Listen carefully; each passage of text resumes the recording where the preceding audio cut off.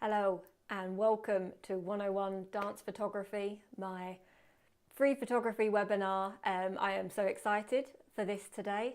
I have been working on it for, I was going to say all day, I've been working on it for well over a week, just fixing this presentation up and getting everything going. And I have been so excited to bring this to you guys. We do have the live chat. I would love to hear any questions. This is definitely meant to be interactive. It is meant to be something that we can chat about as we go along. Please ask anything because yeah, I think this is the best way to learn, is to be interactive and just start chatting away to each other. Anyone who does come to my in-person workshops knows that we do love a live Q&A and getting involved is very, very important for us. So yeah, please put any questions in. Hopefully I will be able to see them as we go along. But yeah, welcome to the webinar. So I've got quite a few things to go over today. I tried to put this together put as much into it as possible for you so that you've got as much information from it, but we have slight limitations by doing just a webinar. So I've put together a presentation so you can see what I'm talking about too. I put a poll together at the beginning to see who's here, if you guys are hobbyists, if you're professional, semi-pro, so please enter in the poll. It would be brilliant to see who's here and who's interested, basically. So let's get started. I am mostly on time. I'm usually running a bit late. Everyone already knows that. So what we'll do is we'll get started in. Now I lose my voice quite often. Anyone who comes to my workshops knows that I lose my voice all the time, so I'm going to keep drinking to try and make sure that doesn't happen because it doesn't sound good. There we go. So this is the first time I've ever done anything like this. I do my YouTube videos, but that's just me talking to a camera, and if I muck up, it's fine. But basically, get that loaded. So yeah, basically this is the first time I've ever done anything like this.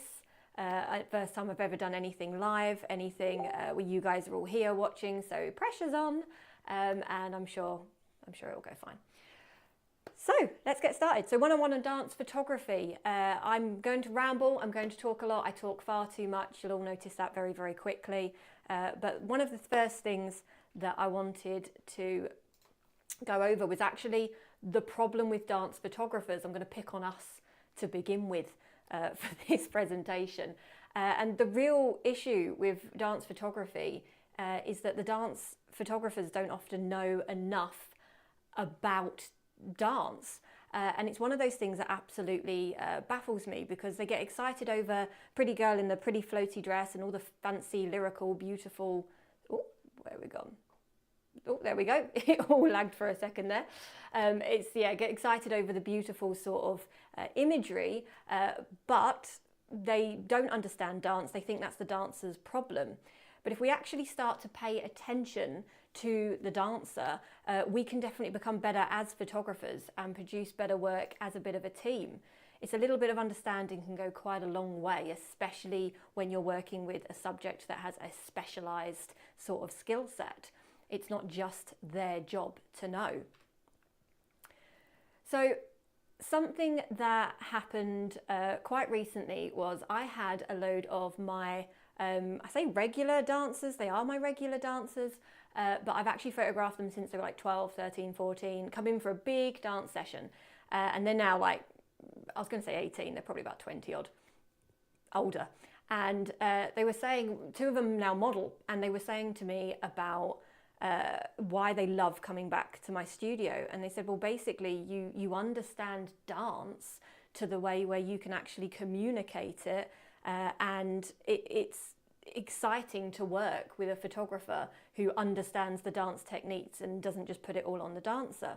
And I thought that was crazy, because I thought, well, you guys work with dance photographers, you actually work with people who should know this. And they said, no, quite often they've usually just got a list of different dance moves and they just read out and go arabesque, and then they do an arabesque and they don't even know what that move actually is or what it looks like. So it's something that I think I've accidentally stood out by being a bit of a geek and by over learning a lot about my dancers.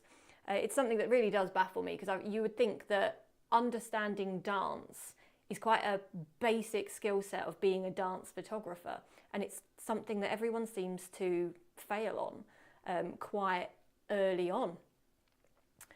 So the main thing is dance is quite hard to learn. Dance takes a long time, and these dancers are doing dance from the age of 2 and they're refining their skills and they're getting better and better, and it takes 15 years before they're anywhere near pro level, and there's a lot to it, which is why it's overwhelming for us as photographers to even begin to enter their world and learn. But you and me don't need to learn to do the splits. We don't need to be able to put our foot on our head or anything like that. We just need to have the basic knowledge base for it and not the skill set.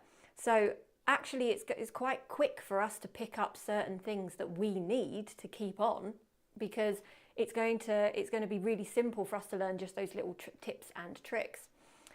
Now let's move on to here, and I'll go over what we're going to look at today. I've got 5 stages that I've planned out for us, and I'm hoping everything's going to run reasonably smoothly as I've test run it.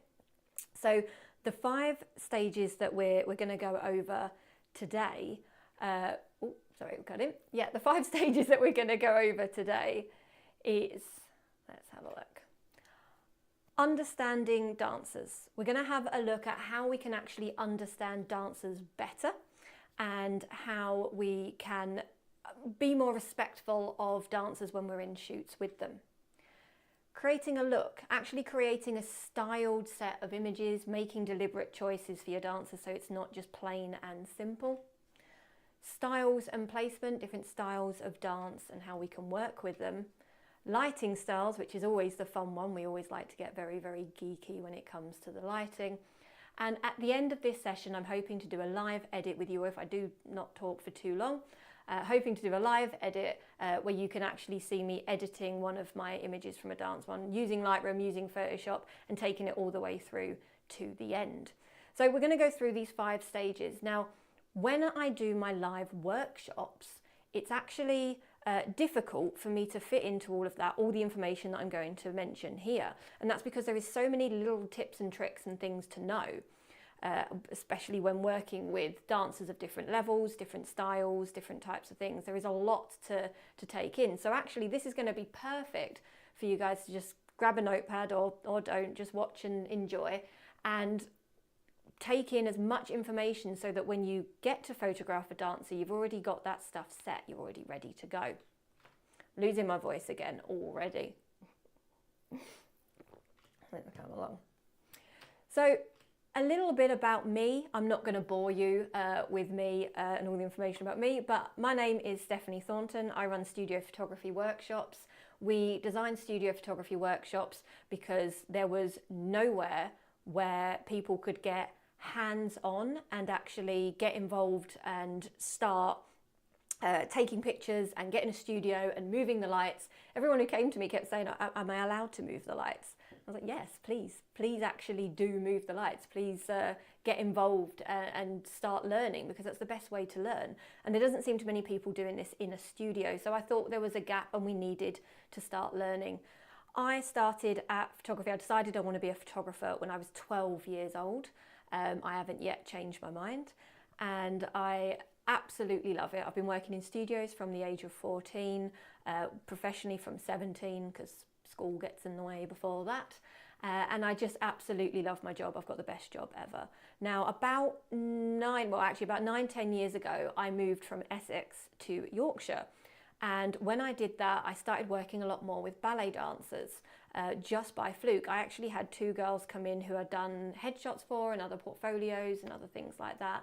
And the girls were fantastic, completely different abilities. One was really athletic, one was really flexible and mental. And they both went away and told their friends, who told their friends, who told their friends, who told their friends.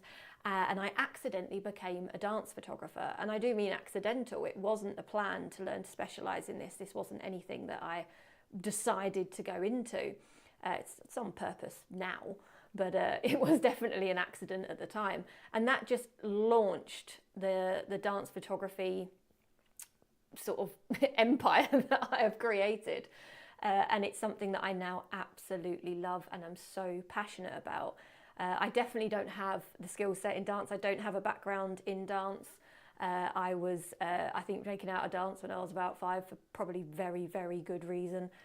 However, I must have got better because the parents of the dancers who come to me no longer say, "Did you dance?" and they now say, "Where did you dance?" So I think that's a positive sign. I think they must think I now have a little bit more background in dance training. But what I actually did was every shoot, I decided I would learn one new technique every single shoot. And that was the best thing I could have done because I got so much information and so much technique and training from different dancers of different backgrounds that I became quite well rounded with it all.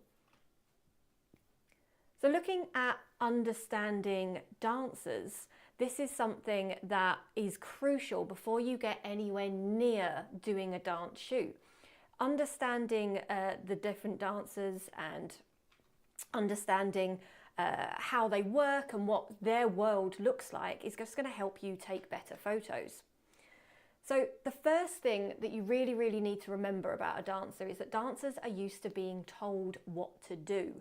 You are going to completely freak a dancer out if the first thing you do is say, well, what do you want to do? What moves do you like? What's your favorite thing? Because they're trained to not think like that. They're trained to do as they're told, follow the routine. And it's not until they're like 15, 16 that they get any kind of creative control whatsoever over how they move. So they actually need you to have a good understanding of dance, or at least have a bit of a plan for how you want to go. And yeah, that adds a lot of pressure on us. It really, really does add a lot of pressure on us.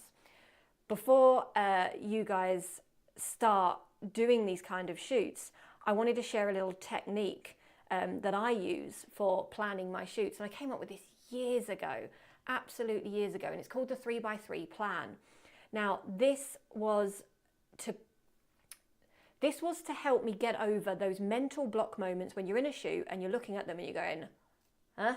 I have no poses, I have nothing, I don't know what to do. And you're trying to remember 100 poses and you're trying to think everything that you looked up on Pinterest just beforehand, and you're going through all of it and you can't come up with a single move. So by doing the 3x3 plan beforehand, this really, really helps. Now, 3x3 is really, really simple. It's 3 different backgrounds or sets. In a good example, in my studio, I might use a light background, a dark background, and then a colored background. If you're out and about, you might use 3 different locations. It's 3 completely different background settings, things like that.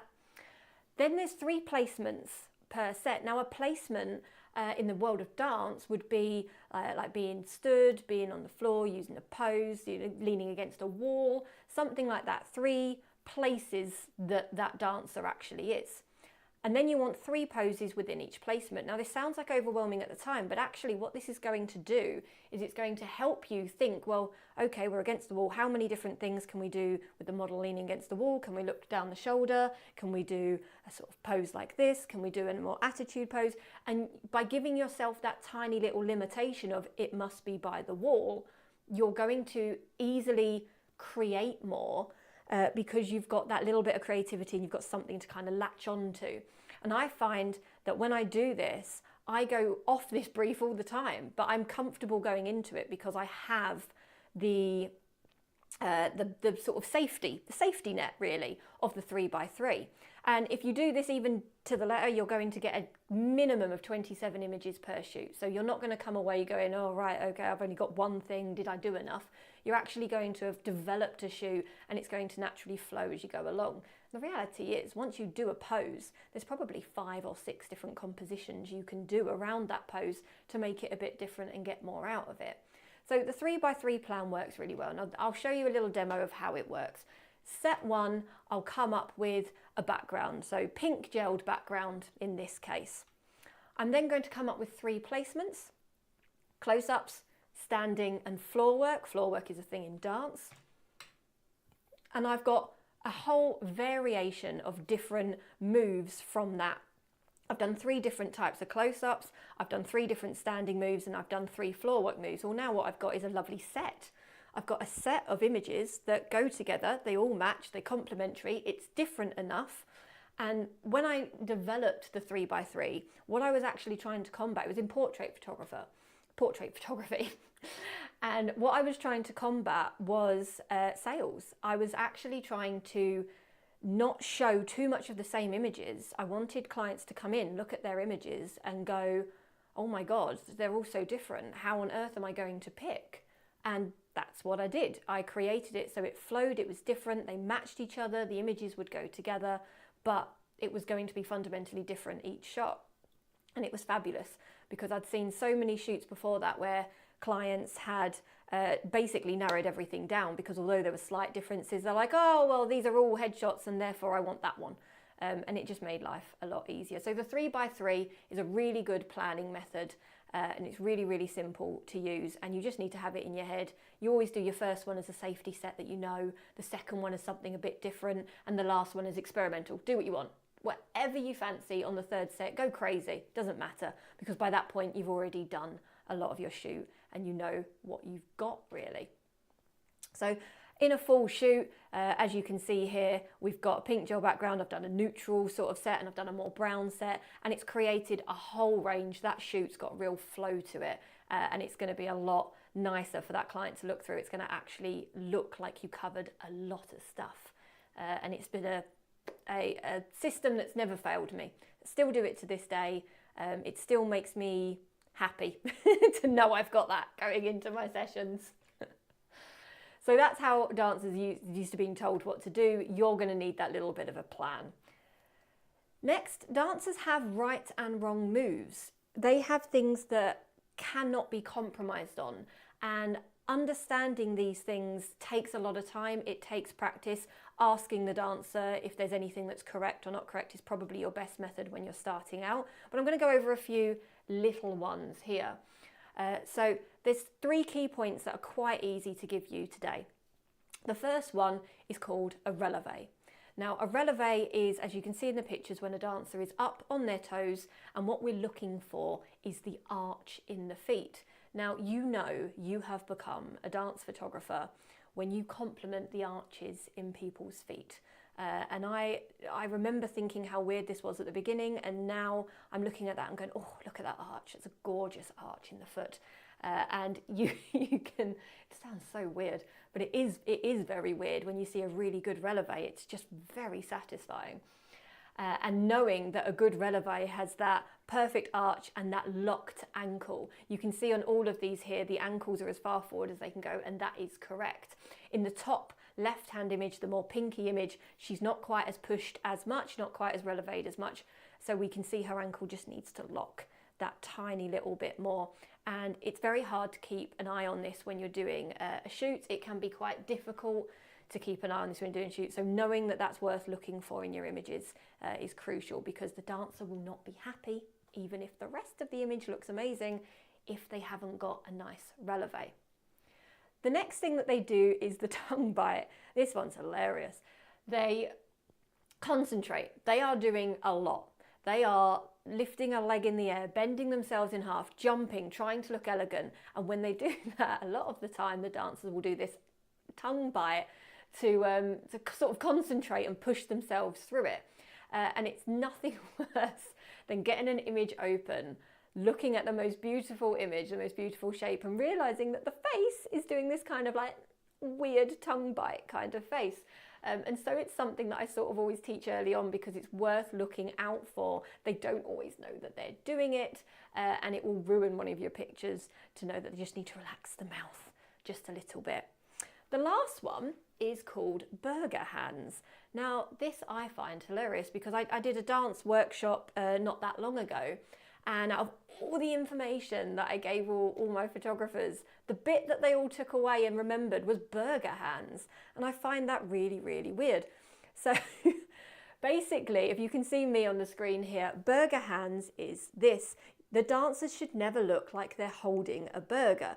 They should look much more elegant. The fingers should be more relaxed and should be more elegant. Burger hands is what happens when they've probably been waiting a little bit too long and they're there and the hands have just kind of gone a bit rigid. And they shouldn't look like they can hold a burger with the hand. That's all it is. It should be nice and elegant.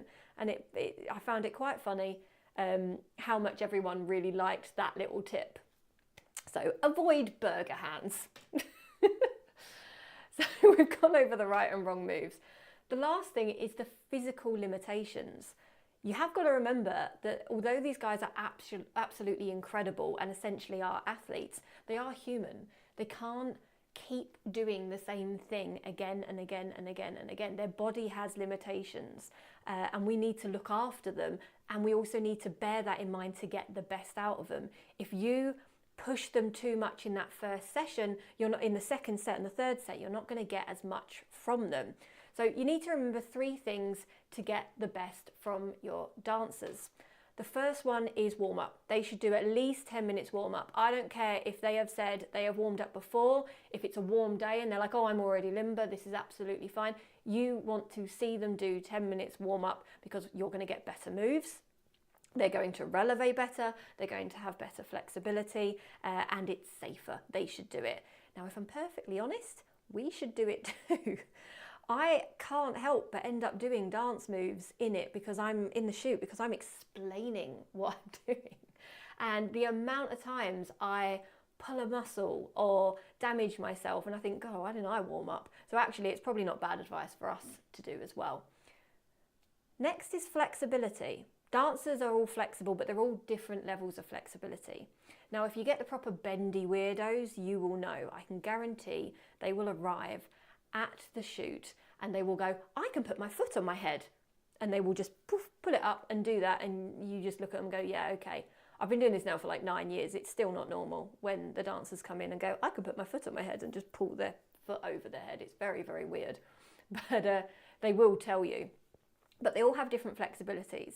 Just because they can do the splits doesn't mean they have a good back bend, and asking these things is quite important. What I do at the beginning of my shoots is I will always say, okay, so how would you rate yourself on flexibility? And they will always go, oh, I'm not sure, and that's even if they're really flexible. And the reason that they do that is they're going to compare themselves to that crazy bendy girl in class who can do contortion, and not to like a normal human being. So I'll ask that question to get that out of the way, and then I'll say, so how about flexibility with legs? Are we okay with the splits? Can we do front splits and this? And they go, oh yeah, I can do that. What about back bend? And I go, oh, well, I'm not so good on back bend. And when you know these things, you can pick the right moves that's going to be good for them. Now, just because they haven't got flexibility in a certain area doesn't mean they can't do moves. It just means there's going to be different adaptations to those moves if they've got certain limits.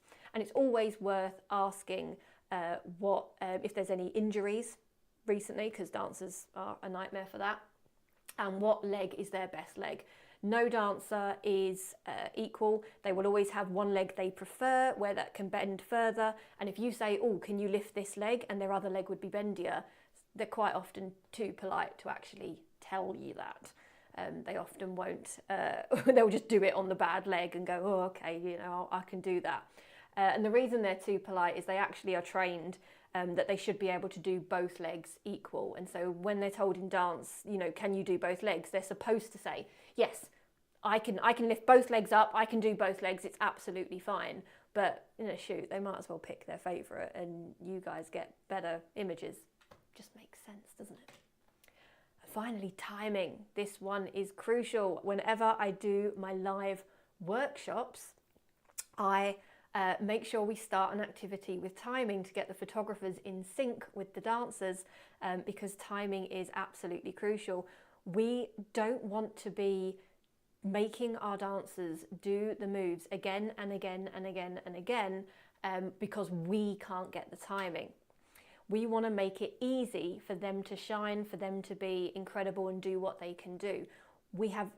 There's no way we can make them do a move where they're bending in half and lifting a leg 10 times just because you missed it every single time. So I do have a formula for this, and I am a bit harsh. Anyone who comes to my workshops knows that I'm a bit military with how we teach, but that's because I do believe that it's your our responsibility as photographers to get the shot, not for them to work around us.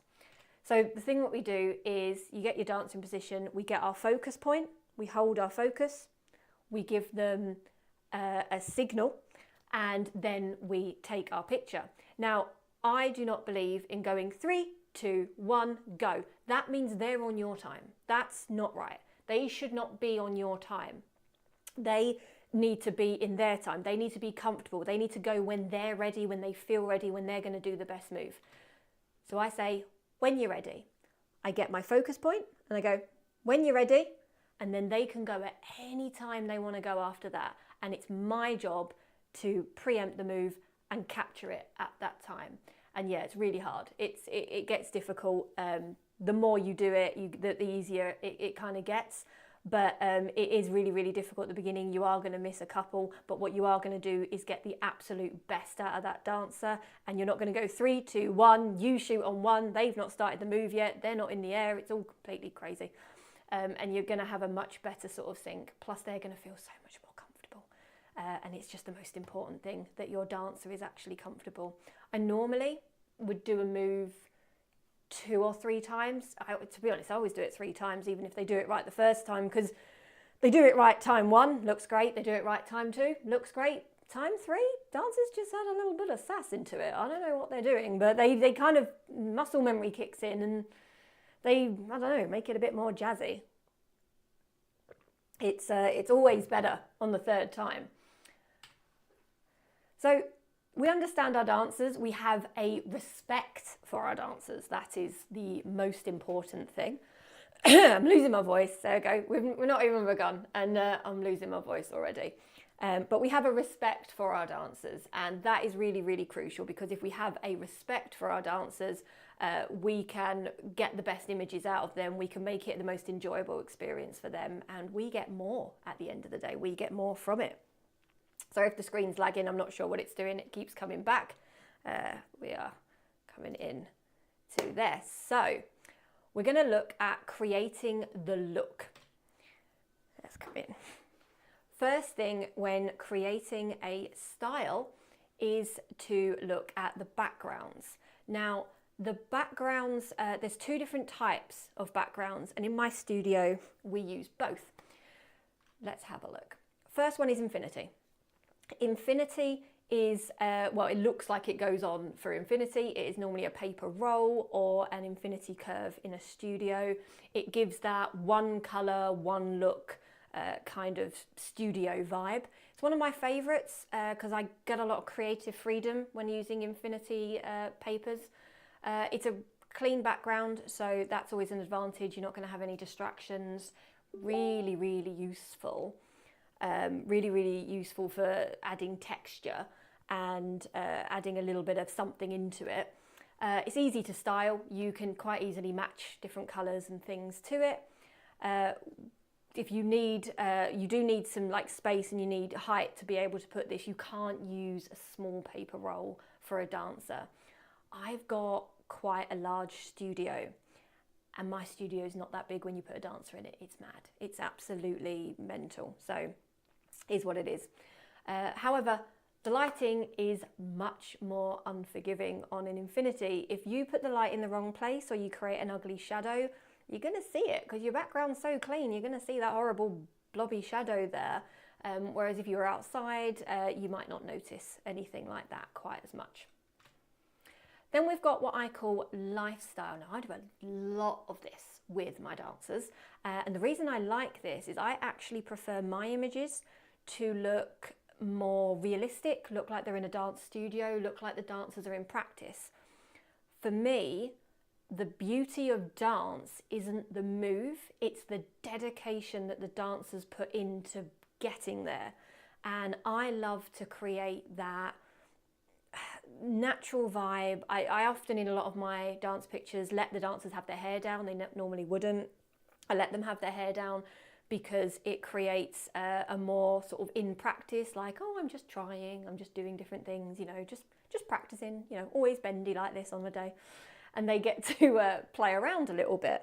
And I think you get a better creative sort of freedom from it. So I love lifestyle sets. I use a lot where I've just got a wall, a flooring and a skirting board. That works quite well for me. My studio is full of different sets like this, and I create it all the time, change it around all the time. I've got different types of flooring worth mentioning. Hardwood flooring, great for point shoes. I also have like vinyl flooring that's a little bit softer, and that's great for if they're doing any kind of chaos where they land on their knees or doing anything jazz or bonkers, because it's just a little bit more gentle on them. These sets are also fabulous if you're using natural light. If you're not using flash and you are more comfortable with natural light, then these sets are brilliant for that, because they're going to look more natural, it's going to look more realistic, and it just lends itself to natural light, or even natural light styles with flash lighting. One thing to do when you're doing lifestyle, because you could be out and about, you could be anywhere, is to avoid busy backgrounds. The busier the background, the more you've got going on. If you notice here, I've got a nice clean background kind of set. I've let a little bit of light from the window bleed in just to give it a little bit of extra vibe, but really we want it to be nice and neat and clean, because the dancer should be the main thing that we notice. So those are two different types of backgrounds. Now, when you're picking your background, colour is really important. Now, I am a colour geek. I am a colour grading geek. I am a Lightroom colour grading geek. I love styling. I love colour. I love this sort of thing. And there are 3 different colour techniques that I use. So I'm going to call it colour grading. It's sort of colour style, colour theory, whatever you want to call it. And I'm not going to go too deep. I could talk on this only for 2 hours if we wanted to. So I'm just going to go into this quite easily. But the first one is quite simple. It's monochromatic.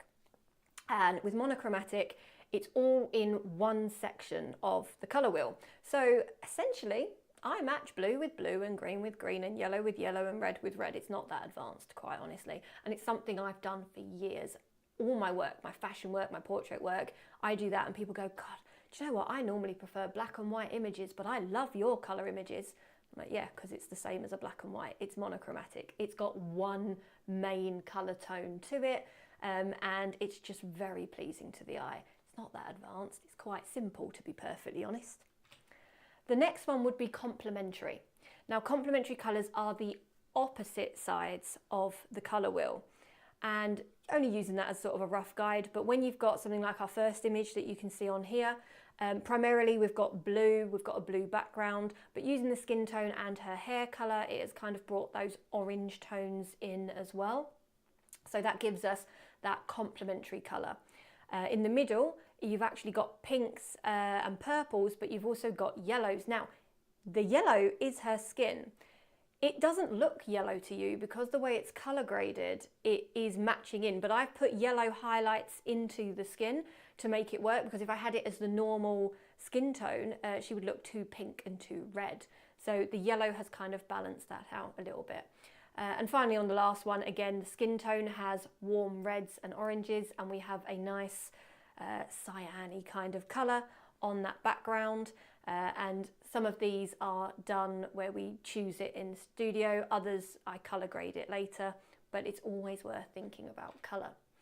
Lastly, we have the one with 3 dots on it, because I can't say analogous or there's 3 sections. It's all together, and it's basically a wider range. So it's like monochromatic, but it's a wider range of colours. And you can see here that the middle one is the best example of this, because you've got those blues, those purples and those pinks, and the contrast of that is very complementary. It works very, very nicely.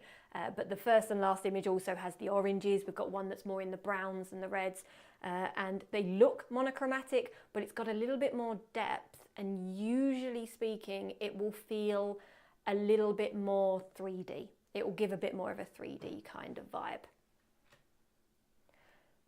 Next, talking on our angles. Now, when I do workshops, this is the first thing I see everyone do wrong. They just stand up and they hold their camera and they aim at the dancer. Dancers work very hard to create very, very beautiful shapes. So we don't want to insult them by going too high or too low with our angle and making them look taller or shorter.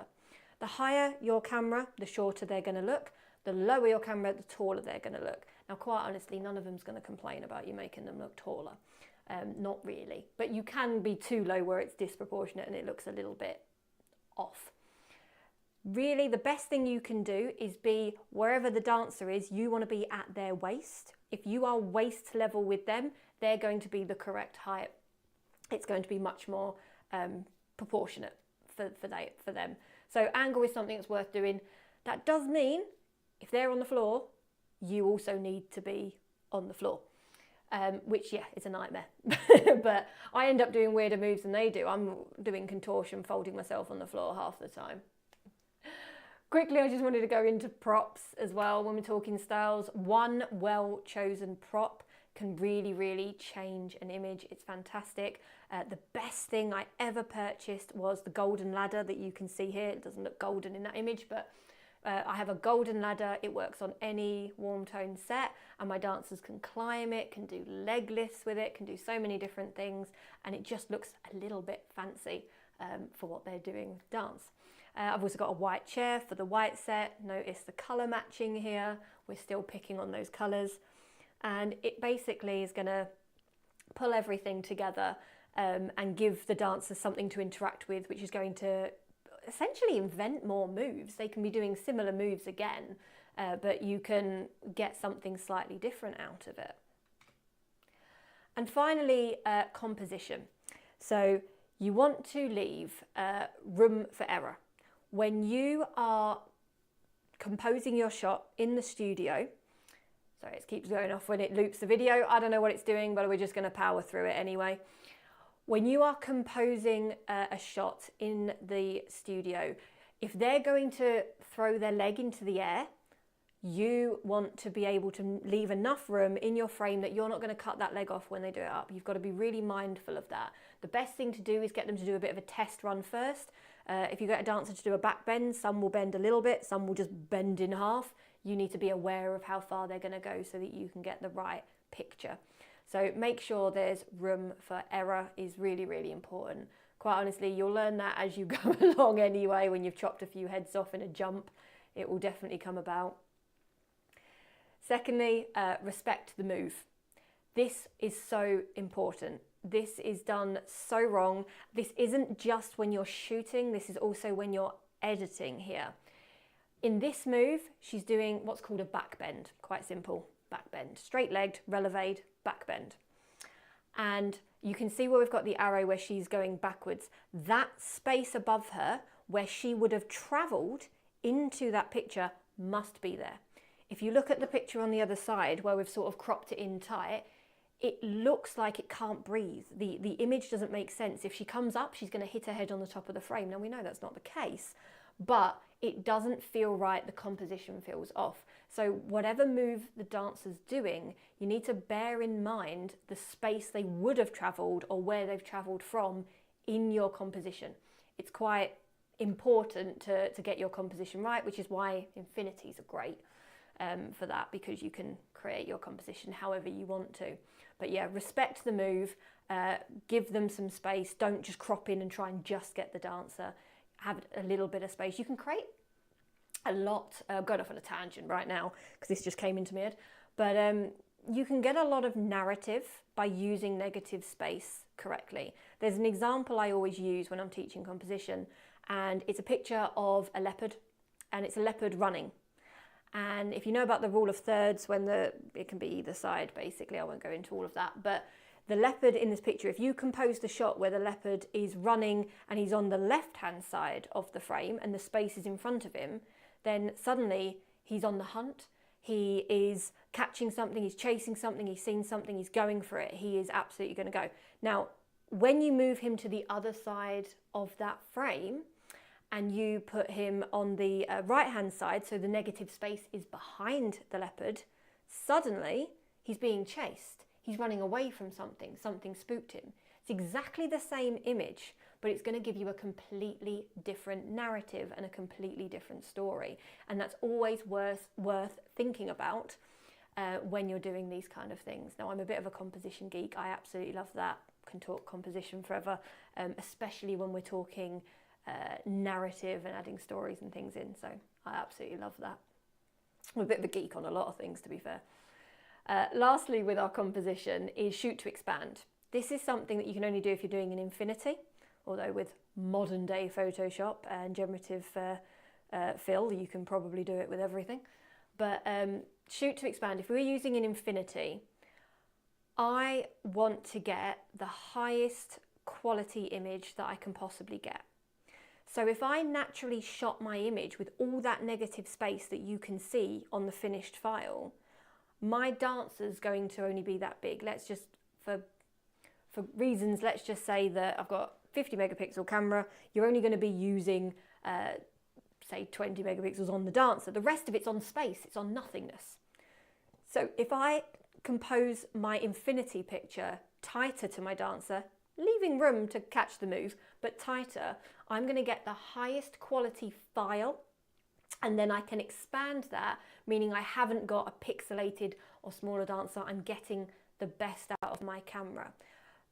You can argue whether you need to do this, whether you don't need to do this. For me, geek.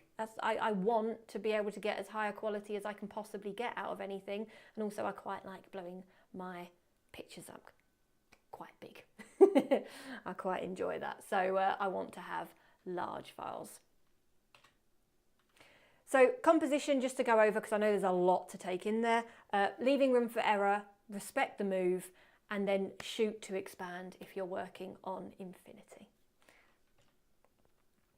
Styles and placement. One of my favourite sections here. Absolutely love it. I hope you're all still following okay. I talk a bit quick, so you can all put in the chat, tell me to slow down or shut up if you want to. That's absolutely fine. I hope you're all taking it in.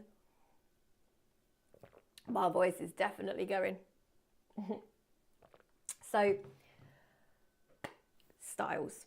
Different styles of dance. There are lots of different styles of dance. I am quite confident that when I went to dance class as a kid, you went to dance class, and there might be ballet, there might be tap, but it's dance class.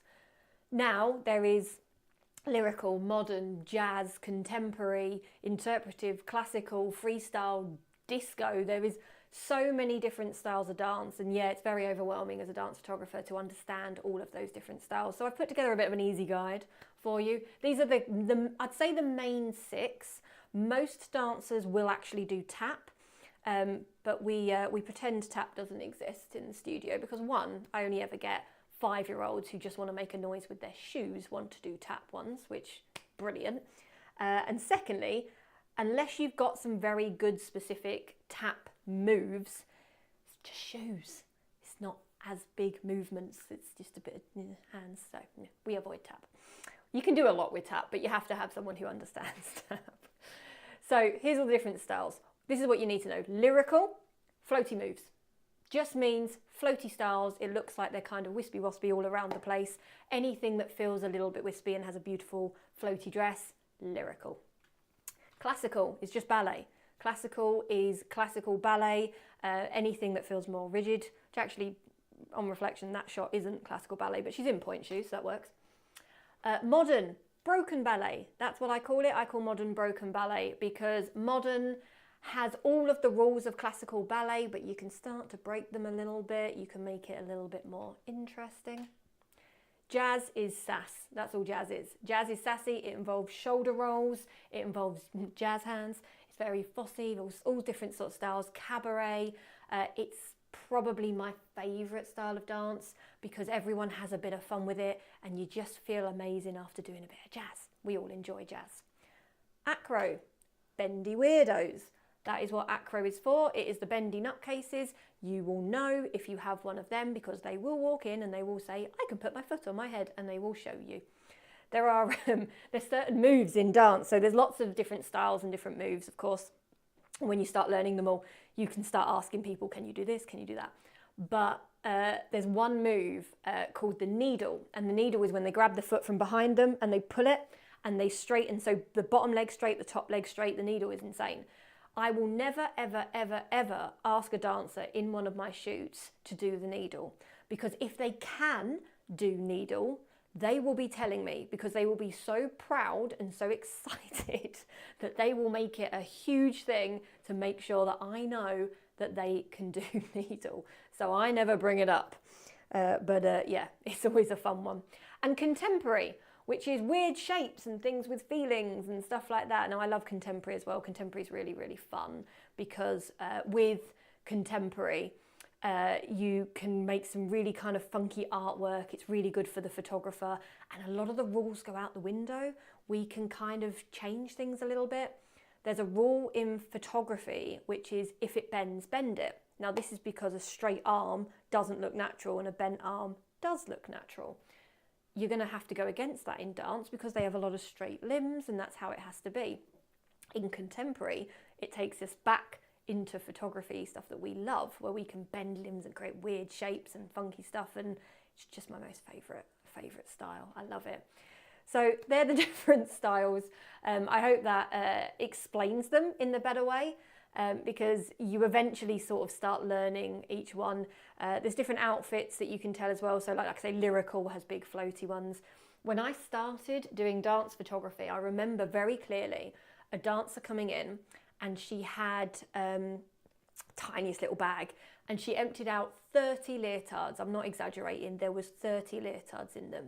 99% of those leotards were black, and I'm like, why has she just brought loads of black leotards? Like, why would she, what like, that doesn't make sense. She had like a red and a blue as well. And then she's going, oh, well, I just don't know, because they're so different. And you know that scene in Devil Wears Prada, where she's looking at the belts and she just laughs because she's like, well, they just look the same to me, and Miranda Priestley goes mental at her. It makes me think of that, because now they bring in the leotards and they lay them out, and I look at it and go, oh, I like the modern.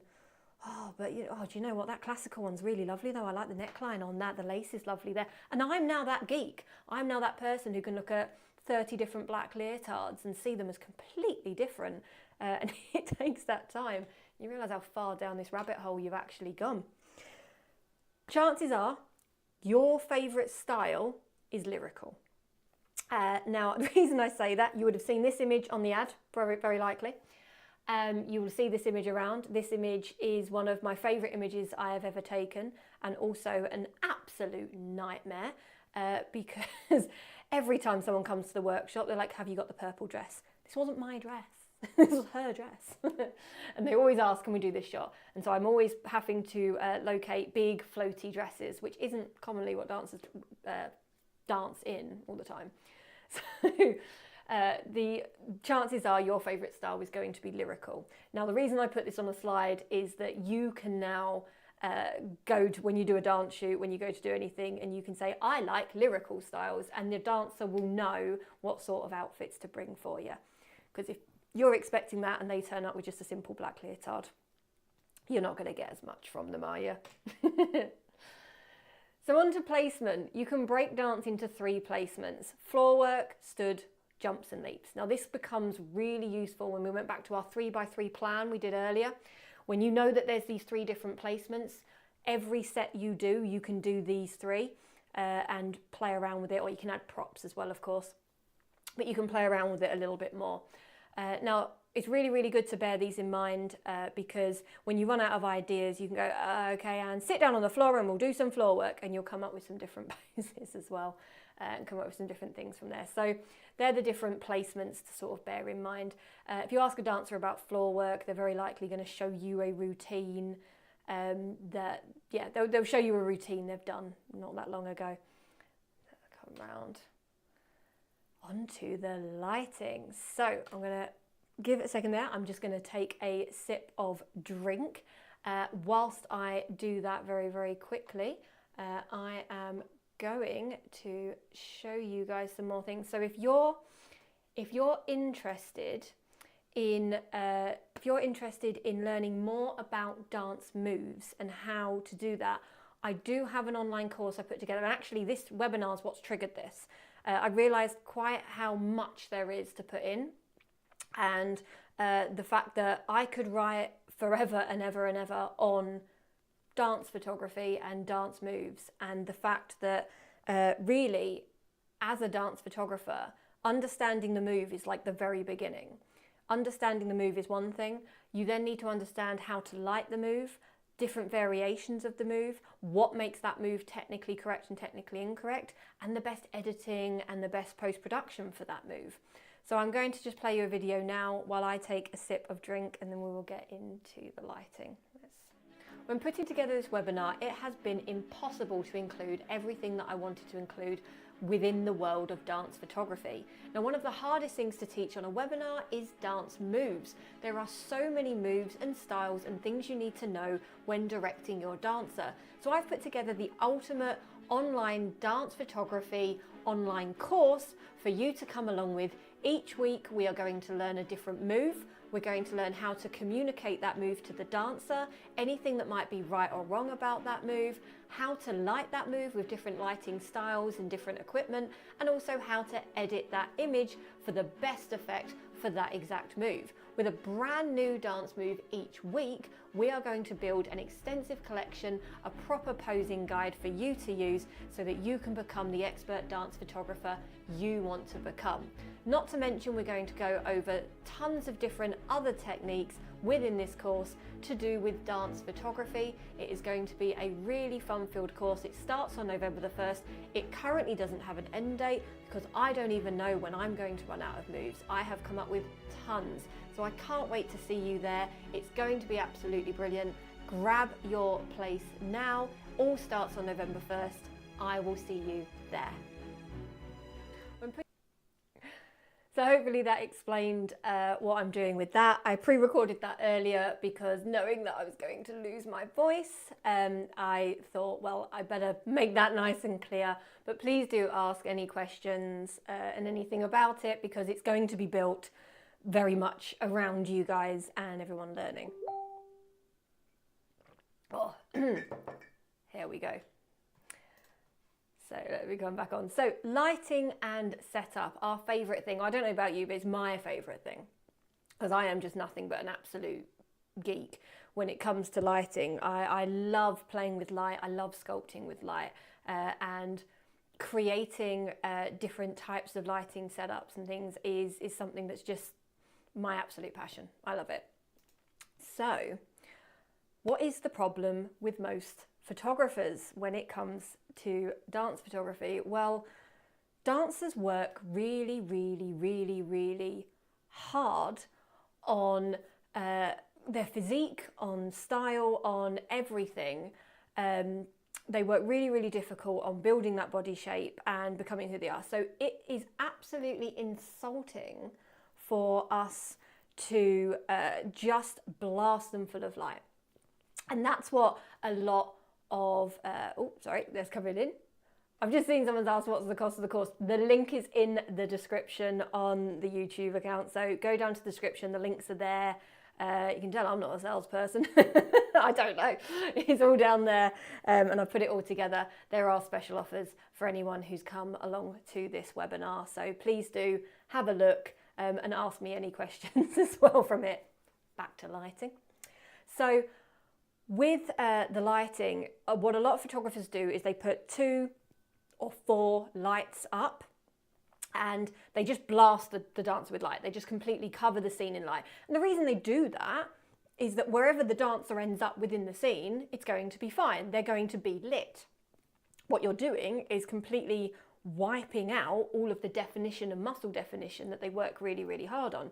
So actually we need to work a little bit harder as photographers to sculpt the dance, sculpt the lighting for the dancer. It just makes more sense. We want to enhance the features of the dancer and we want to really, really emphasize them. And it's one of the things I get commented on a lot. Now I started doing this because I come from a bit of a fashion background with photography, and in a fashion shoot you would want to enhance the clothing or the cheekbones or whatever you're doing for that sort of shoot. So it just made sense to do that for dance as well, considering it's another specialised sort of skill set.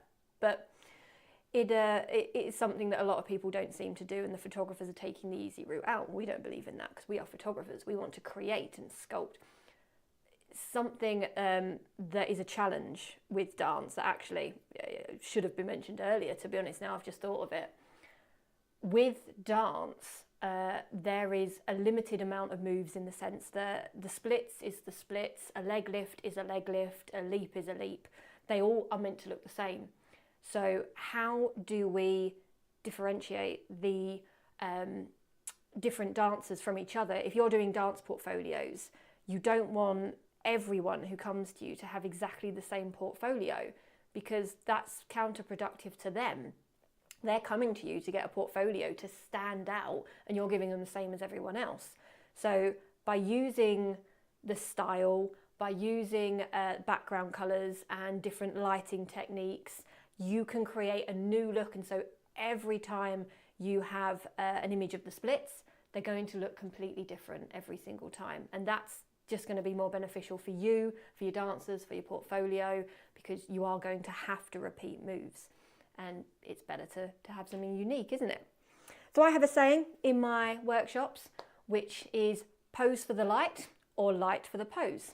It doesn't matter which way round you do that, but you can pick one. If you really love a pose, you choose the lighting based on that. And if you really, really love a lighting setup, you have to pose them especially for that.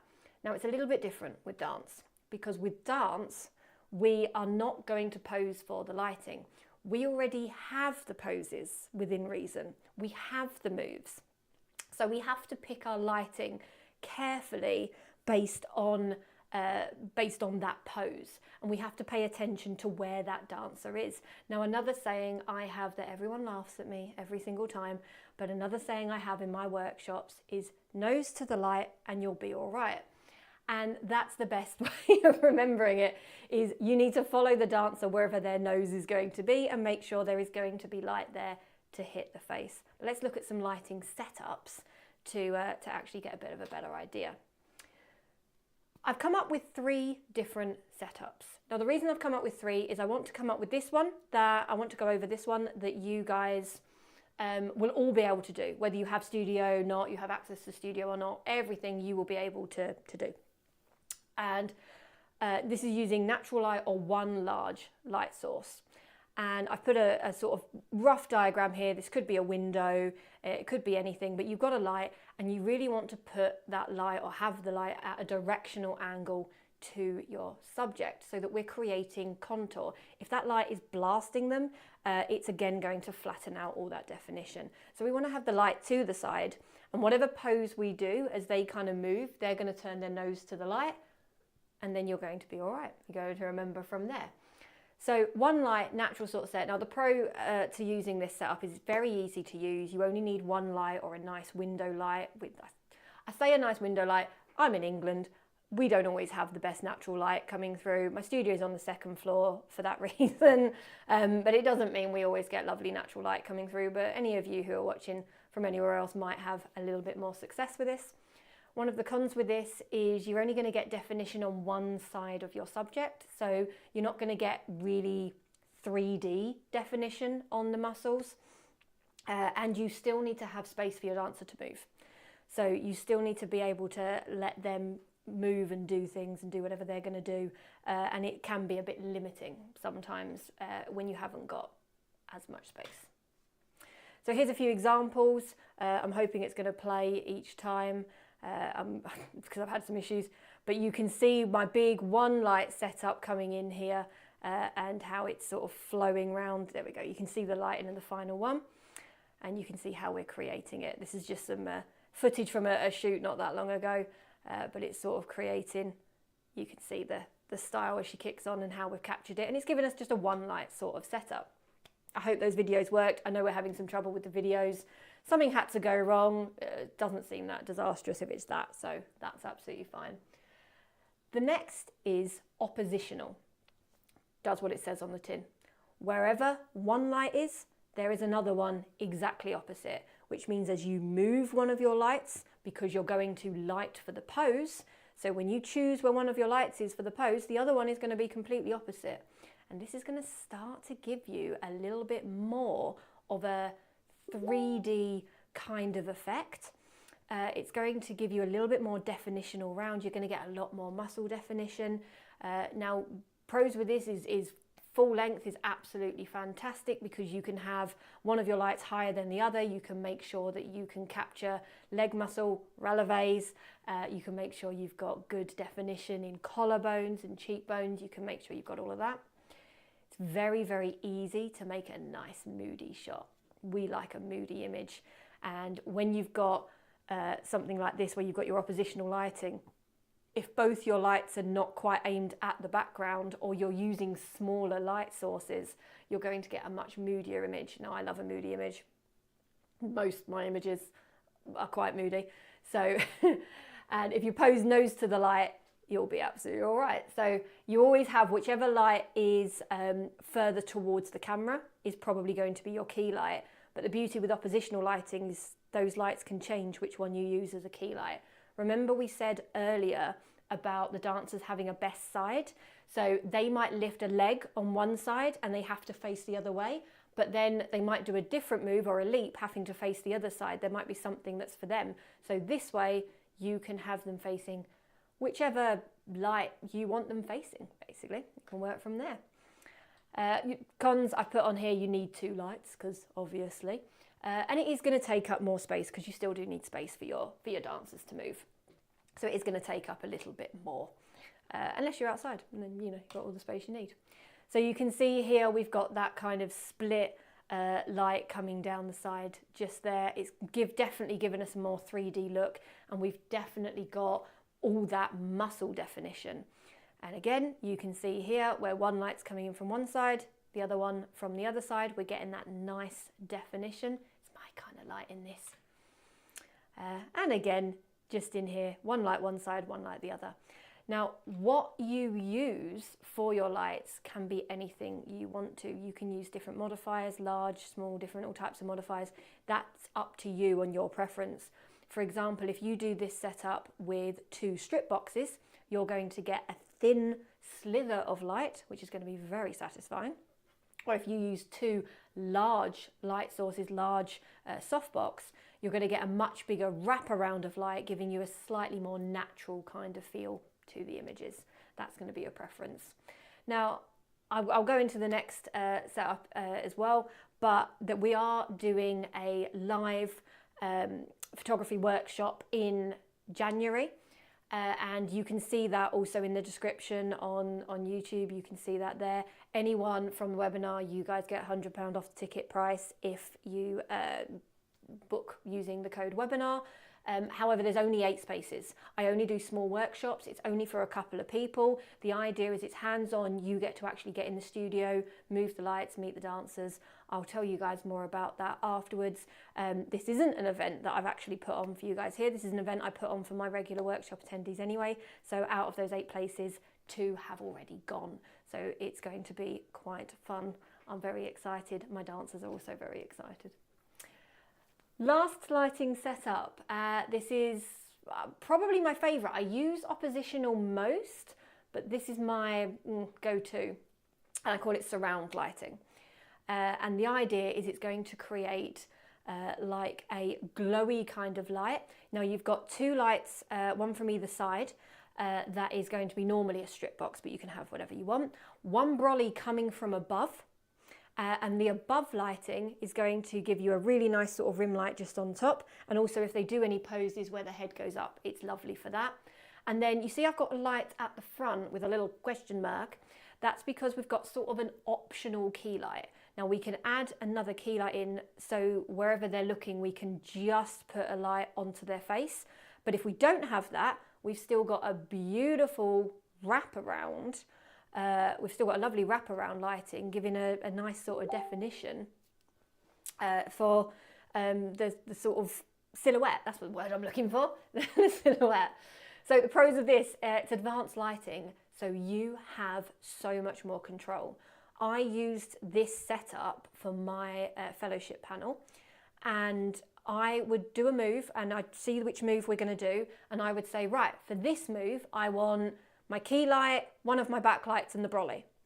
And then I would do another move and I go, right, just the brolly this time. And I'd do another move and go, right, all the lights on for this one. And having this setup actually meant I had the advantage that any move looked good within it, but it was still controlled and I could make a really good informed decision per move. Didn't mean I had to, I had to move the odd light now and then and move a little bit around. It wasn't just set and left, but I did get a lot more definition with it. One of the cons of this, it does take up a lot of space. It's a lot of kit. And if you get one of the lights wrong, you will know about it because it will create some ugly shadows. So you do have to be a little bit more controlled, but practice makes perfect. This is the sort of setup I always do at my workshops because it's so fun to play with. And quite often someone will do a move and we'll look at it and they'll go, oh, that's amazing. And I'll say, just move that there. Just tweak that there. And they'll do it and they'll go, oh, that's better. Because this set is so easy to get wrong and then go, oh my God, that could have been amazing. So this is some examples from this sort of setup. You can see it looks absolutely chaotic because, quite frankly, it is chaotic. It is absolutely mad. And some of the effects, this is what it creates. You can see we have a full wraparound of light. It's beautiful, isn't it? Just for me, the light on the leg is my exciting bit because you've just got that perfect definition right down to the bottom of the point shoe. And that makes me very happy because sometimes if your light's at quite a high angle, you can lose that quite a bit. So just that nice definition. You can see we've got no weird shadow on the head. We've got the brolly lighting up the hair and the back, so every hair is illuminated. And on this one, I do have a key light as well coming around the side to light her face. So our strip box is coming down. Let's see if I can get my icon on here. Give me a second, magic cursor. Hey, you can see me. So we have a strip box that's hitting all the light down this side. You can see it all there. We have the other strip box, which is actually creating that little bit of light coming down this side. We then have our brolly, which is creating this lovely light over the head and creating the glow from behind the hair. And a key light coming in just from the side here, just to give that cheekbone. I am a little bit obsessed with cheekbones, collarbones, contour, all of that sort of stuff. It's my favourite, so I need cheekbones in a picture. And I absolutely love that. It's one of my favourite moves.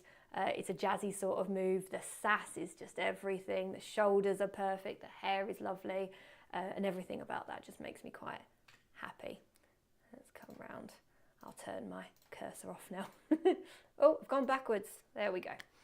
So these are the other images I created in that setup.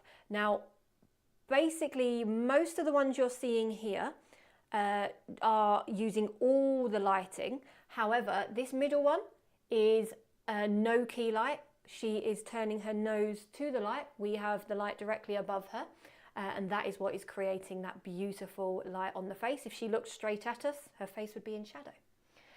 On the splits image down here as well, same again, because she's doing a back bend, we've used the overhead light to light the face instead of using a key light. So we're just picking and choosing as we go. It sounds more complicated, doesn't it? But every light has a job. And when you know that every light has a job, it's not that confusing. You know what your strip boxes at the back are doing because they're creating that rim light. You know what your overhead's doing. You know what your key light is doing. So it's quite easy to make a decision when you look at a move going, right, I don't need that, I don't need that, I want those two. And you can kind of go into it. Here's another set from my panel. This is why all these images work well together. They were designed specially for my fellowship panel in dance photography. And I worked with a load of different dancers. Some I knew, some I didn't. It was fantastic. It was such a good few days, but loads of days going over different shoots and just creating. And it was just the most fun, the absolute most fun. Dancers are great. That's why I love working with them. They do as they're told, which is fantastic because I'm really bossy and a bit of a control freak. But they also just love to please. They want to keep going. So the move on the top left, where we've got the kind of swirl leap, it's sort of called a toe rise, but she's halfway through a toe rise. I added a very, very small key light coming in just from the side, just to illuminate the face. As you can see, there's just a tiny bit of light hitting the face, and everything else is that rim light that is just creating it. I love it. The famous purple dress is mostly lit from above, and the light from above is what has created those lovely ripples in the dress. It's why we all like those. And actually the image on the bottom right has a full rim. She's being lit by the image above, the light above, but she's got that rim light that is just lovely all around. A key light would have spoilt that, would have lost all the definition. Coming through.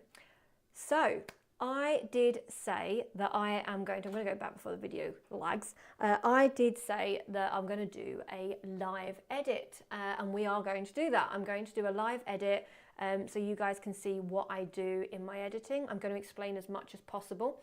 Please subscribe to this YouTube channel because I have loads of tutorials on there, quite a few dance ones.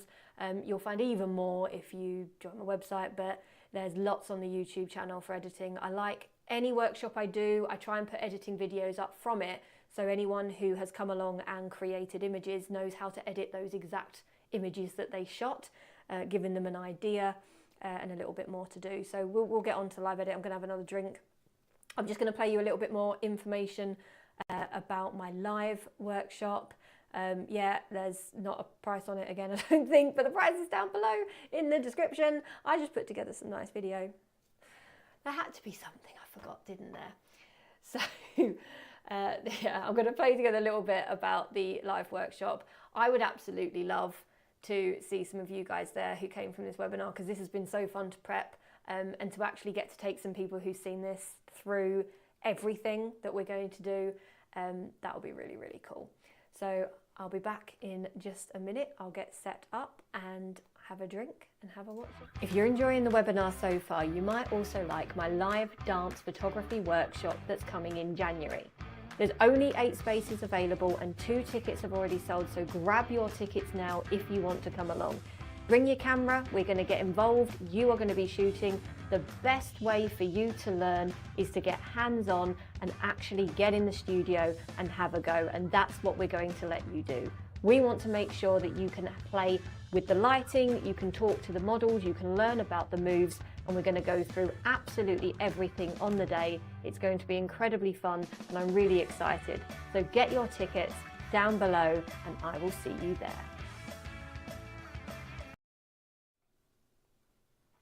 Hello again. I hope that worked. I have no idea. I'm sure I'll be told if it didn't work. I'm just getting everything set up here for editing. But I would love to hear in the chat if any of you guys have done dance photography before, or anything that I've said you understand or has been something you've used or tried before.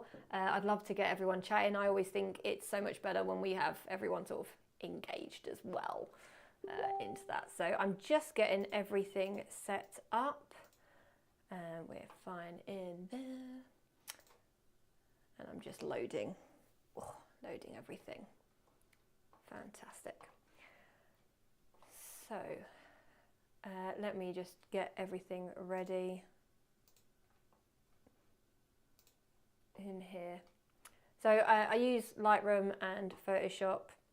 For anyone interested in techie gear stuff, I shoot on a Pentax medium format because I'm that level of geek. I like shooting medium format. I like the level of quality that I get from it, but it means my files are huge. So I have very, very large raw files. Lighting wise, I tend to use Elinchrom. I've always used Elinchrom. I've been sort of someone who works with Elinchrom as a company for quite a few years. And yeah, that's kind of the techie stuff that we do. I'm happy to answer any techie questions. I just try not to go like on about it too much, because it can be a bit much. So let's transition over, and hopefully you guys can see Photoshop now and you can see some dance images I've been editing and things I've been doing. Let's get Lightroom open. Okay. So I'm going to go into a live edit. So I'm losing my voice. I'm losing my voice again. Oh, sorry guys.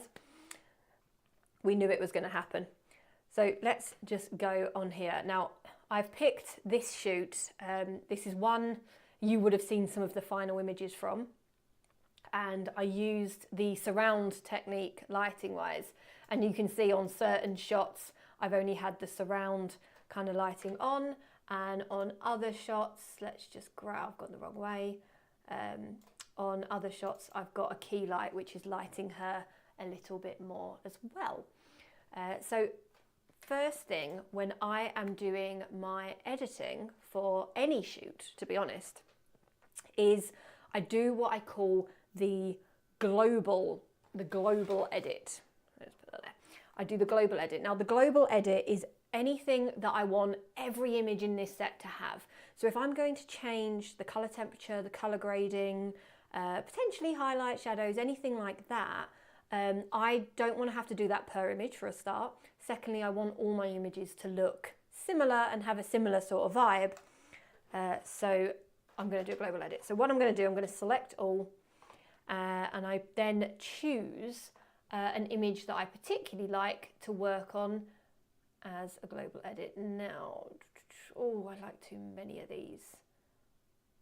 See, you know, I talked about needle and how one leg straight, one leg down. That's needle.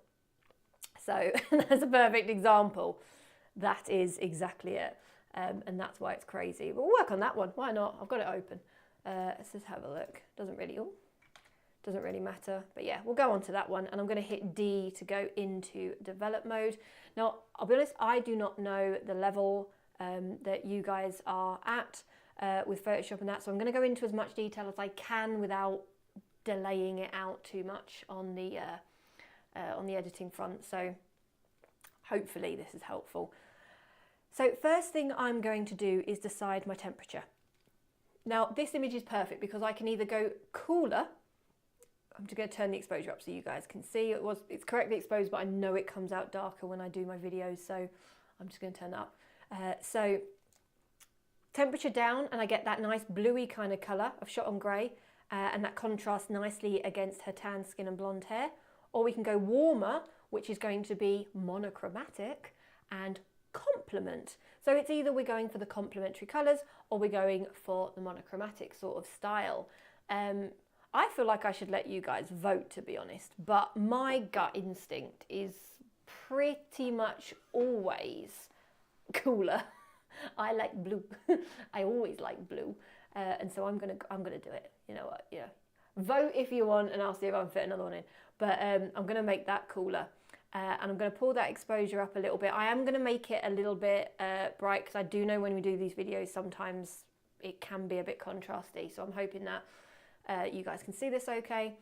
I'm then going to pull my shadows up a little bit, and I'm going to pull my highlights down a tiny bit. And the reason I'm doing that is I've added contrast with my lighting into this image. So I've added my contrast, we got it there. So by taking the shadows down and the highlights down, I'm just flattening the image a little bit. The reason I'm flattening the image is that I'm going to add more contour in Photoshop. So I want to flatten it so that I can then choose which areas I enhance. This will make sense, I promise, but I just thought before people start going, why are you flattening out an image? Then I go down to my color grading. I go through phases with my color grading. Right now, you're going to get my favorite one at the moment, which isn't probably what I did when I edited them. But right now I have a formula which is contrasty with a slight, I'm dreading saying matte effect because it's not a matte effect to what you guys are going to think of, but there's a slight matte effect. And what it is, before we even touch colour, I pull my shadows down a tiny little bit. I go on my midtones and I pull them up quite a lot, it's usually +50. I then go on my highlights and I pull them down. And if I turn this off and on, it's just added a nice kind of gloss. If I come into here, a nice kind of glossy kind of effect to her, which is just quite pleasing. Very, very nice. It gives a nice kind of 3D vibe. Now I do my colour. And I'm only going to add colour in my shadows and my highlights. Now I'm going to, on this one, I've gone cool with my colour temperature, so I'm going to carry on with that. And I'm going to add into my shadows blue. Now what I tend to do is I'll add a lot where I can see where it's hitting for the shadows, and then I can play around with that afterwards. I'm going to pull the saturation down a little bit. I'm going to go to my highlights, go directly opposite, and I can see how that's adding in the highlights. You can use the sliders. It's quite nice actually. And play around with that. And so now, if I turn that off and on, so that's our original image. We've already got a really nice enhancement, and actually by doing that, her muscle definition is standing out lovely now. So that's looking really, really good. And that's it. I've just seen there's a comment that we're preferring the bluer tone. Yeah, that's perfect. That's what I like too. I always tend to lean towards the bluer tones. Yeah, I force myself into doing warmer tones because otherwise everything would be so cold. So overall, I really, really like that. I think that's really, really nice. There's actually nothing else I'm going to particularly add. There's no other settings in here. I usually do just stick, I might do my colour mixer, but not on this sort of shoot. But I tend to stick to colour grading and my basics on there. And then I'm going to hit sync and sync everything. And it will do all the images. Now you can put auto sync on, so it does it as you go. I can find that can sometimes slow up your computer a little bit because it's keeping up with you whilst you're experimenting. That seems daft to try and experiment on what is now 85 images at once. You might as well do it and then sync it yourself. But yeah, do what you want, it's fine. So if I go back to my grid view, you can see it's synchronizing through all of those images. I will, there we go, make them larger so you guys can see. And now they've all got that beautiful blue tone. Now I do this very deliberately before I do any selections of which image I'm going to work on. And the reason for that is quite simple. I actually did an experiment of this as well. So I do it before because I make better choices when I'm looking at the images roughly where they're going to end up than if I select my favourites first and go after it. Now I did an experiment because I had 2 or 3 apprentices working for me, and I got them to do it in a different way round. I got them to do it one way and I got them to do it the other way, and they all did the same. They made better choices when they'd colour graded first, and they picked more images as well. They actually got more images out of it because they could see the potential that image had better. It's fascinating. Just me playing, you know, psychological mind studies on my apprentices, finding it all fascinating and interesting. But now I've got all my images in roughly the right colour. Now, of course, this doesn't mean I can't pick one and make it black and white, change it, make a warm tone one. I can do whatever I want, but it just gives me a rough kind of vibe. I'm then going to go up to the top. I'm going to click on the first image. Now, everything is being a little bit slower, so I'm sorry if there's any lag. It's because I'm streaming as to why things are being slower, but it seems to be okay for now. Now, because I did a global edit, that's not going to be perfect for every single image. So we will be making individual corrections, but what it's doing is giving me a good start. It's like a preset, it's giving me a rough starting point. So I'm now going to click on my first image and I'm just going to tap through, and if I like an image, love that one, I'm going to hit 5 star, and it's going to rate it, and I'm going to keep going. Quite like that one. Oh, I like the stare in that one. Now, if I'm not sure, so let's say I go, oh, I like that, and I like that, I'm going to 5 star on both. Nothing actually happens. It doesn't matter. It just means you're going to have both of them to look at afterwards. So don't worry. Don't sit there for hours and hours and hours going, oh, God, I don't know that one, that one. Just 5 star it. Just go through. Make a quick round. So go into that. I'm going to go 5 star that one. Like that, but that's the best one. I'm going to end up picking the ones that I edited last time, aren't I? Look at that calf muscle. That is why we do proper lighting when it comes to dancers.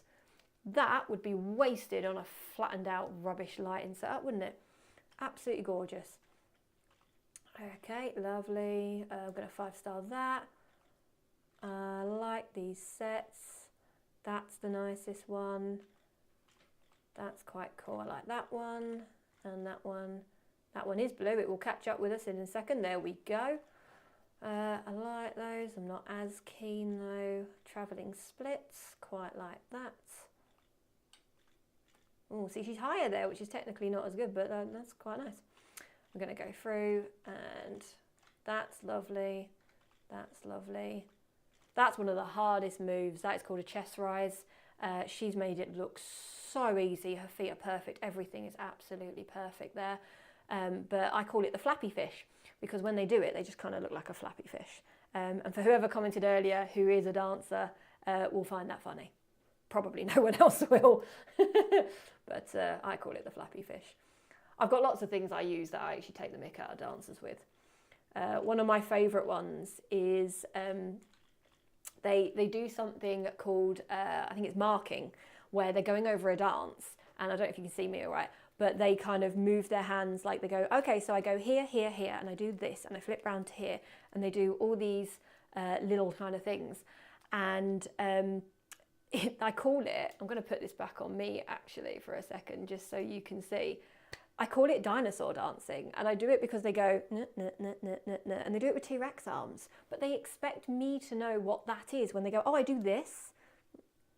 I don't know, but I call it dinosaur dancing. If you tell any dancer that, they will find it absolutely hysterical. I've just seen there's a question come in on the overhead light in the 4-light setup, how big an umbrella? So it's a, well, 1 meter, it's 100 yeah, 100.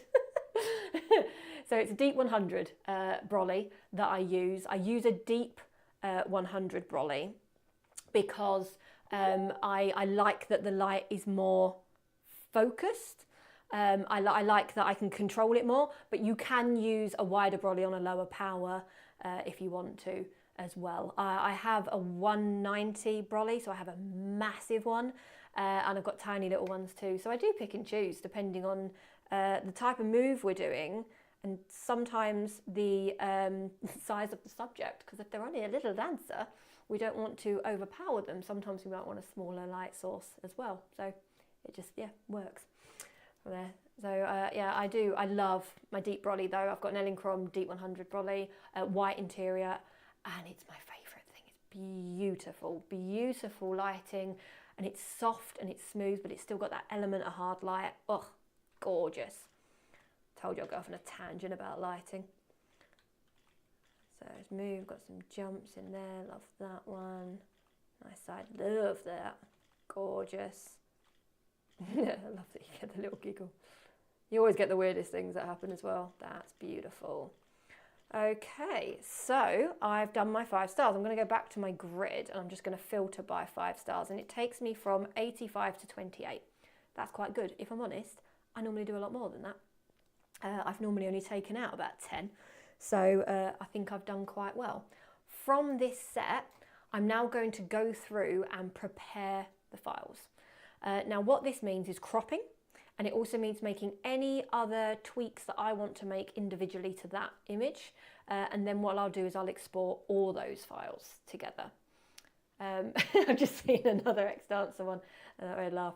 Fantastic, yeah, dinosaur dancing, that's what it is. I do take the mick out of them all. It's because they're nutters. Dancers are weird. So I'm going to go through this. I've got my crop tool on, and what I'm going to do now, do you remember I said earlier about when you shoot on infinity you can shoot to expand? That's what I've done here, and that's what I'm going to do in my edit. I've shot it deliberately so I can pull it out. So all I'm cropping it off is anything that I don't want to bother removing later because there's no point. So I'm just taking the edge off here. I'm not actually making composition choices right now. I'm going to do that in Photoshop because I shot infinity and I shot with that intent. So I'm going to come round. I'm just going to come in. So it's, quite honestly, they could end up being random and come all over the place, but I'm just doing a rough crop. I don't know which, I mean, while I'm doing this, because I've got a slight delay, while I'm doing this, if you guys comment if there's any particular one you like the idea of me doing the edit on, not that I know how on earth you'd even explain what one it is. That could be funny in itself, to be honest. But yeah, I'm seeing if there's any particular one. I mean, that could be quite nice. That could be quite nice. So what I do after I've done all my crops, I am looking through these and seeing if there's anything particular on an individual level I want to edit. And quite honestly, they've all been quite accurate so far. I mean, I might tone that one down actually, but apart from that, everything's been all right. I'm going to just tone the exposure down and the highlights down on that one. But yeah, things aren't being too bad actually. So yeah, I'm going to do a little bit of composition after. So if I have to leave this in because that's where the foot is, so be it. I can easily remove that after. That's not a problem. I'm just taking out anything that's really not necessary.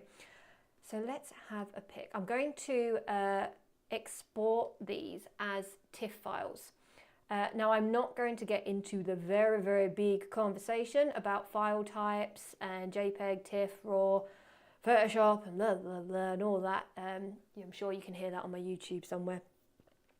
But what we do, I shoot in RAW, we export them into TIFF, we do our editing on the TIFF files. You can also use Photoshop files, it's the same thing, essentially.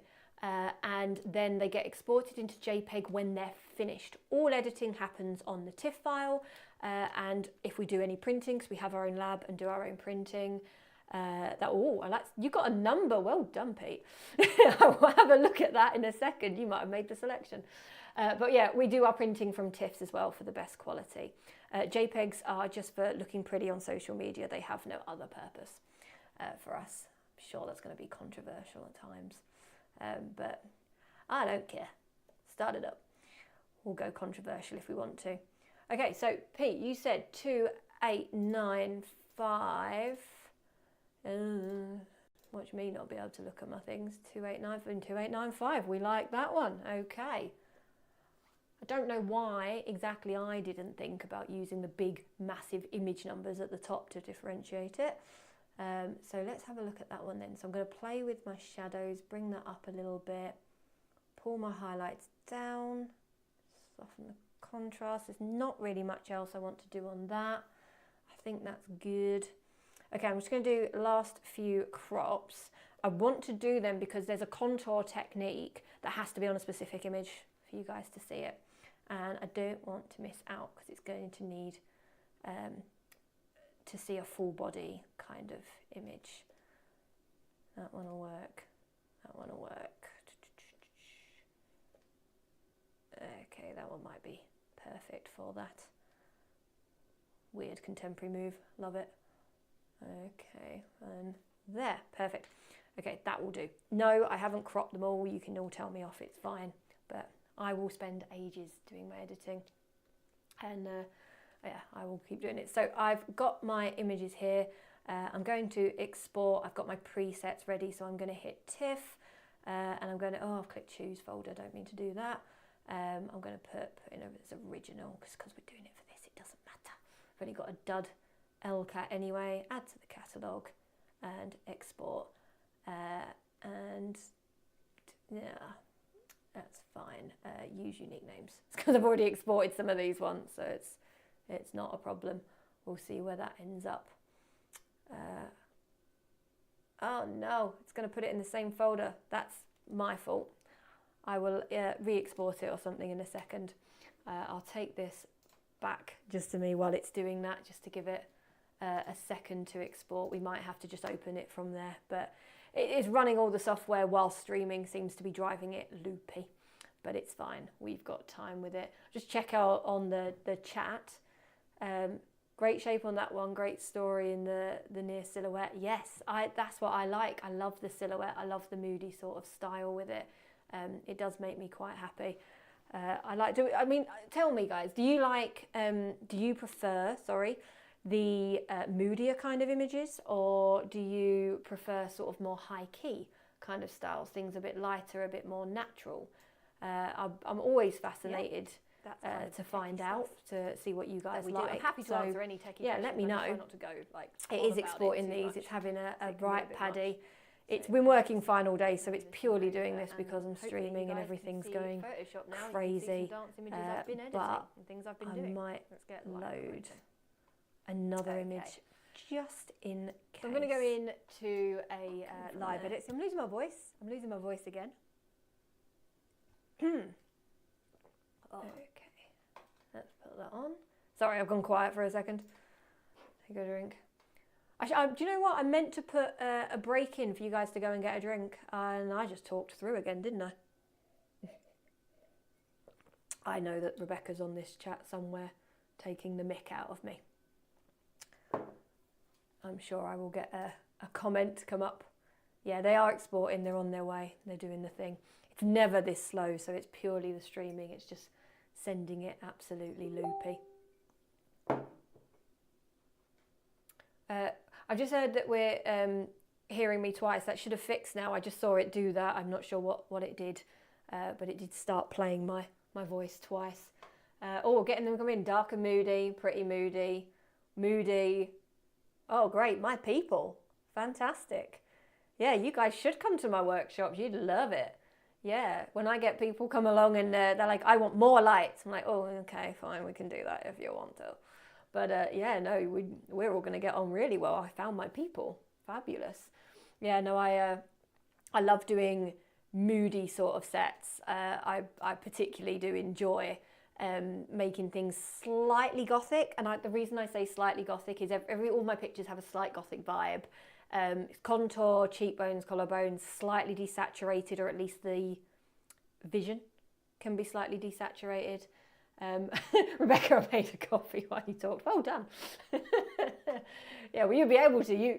You already listen to me far too often.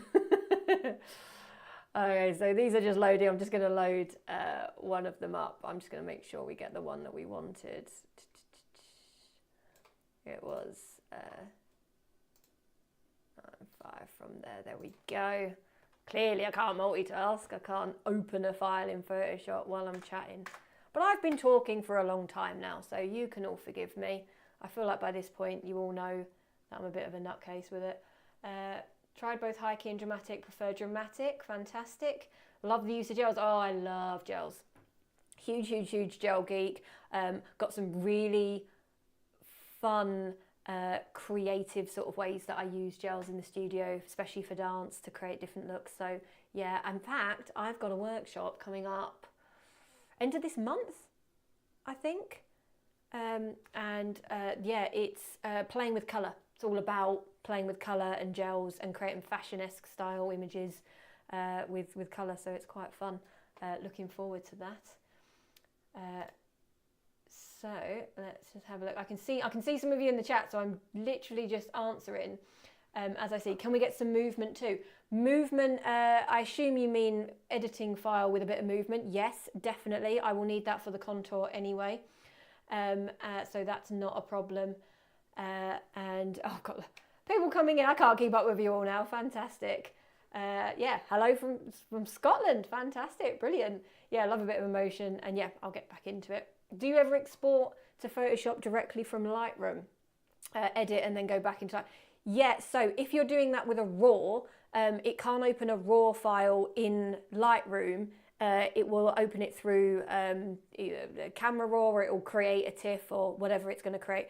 So it won't save it back into it that way. So yes, you can do it that. I find this neater.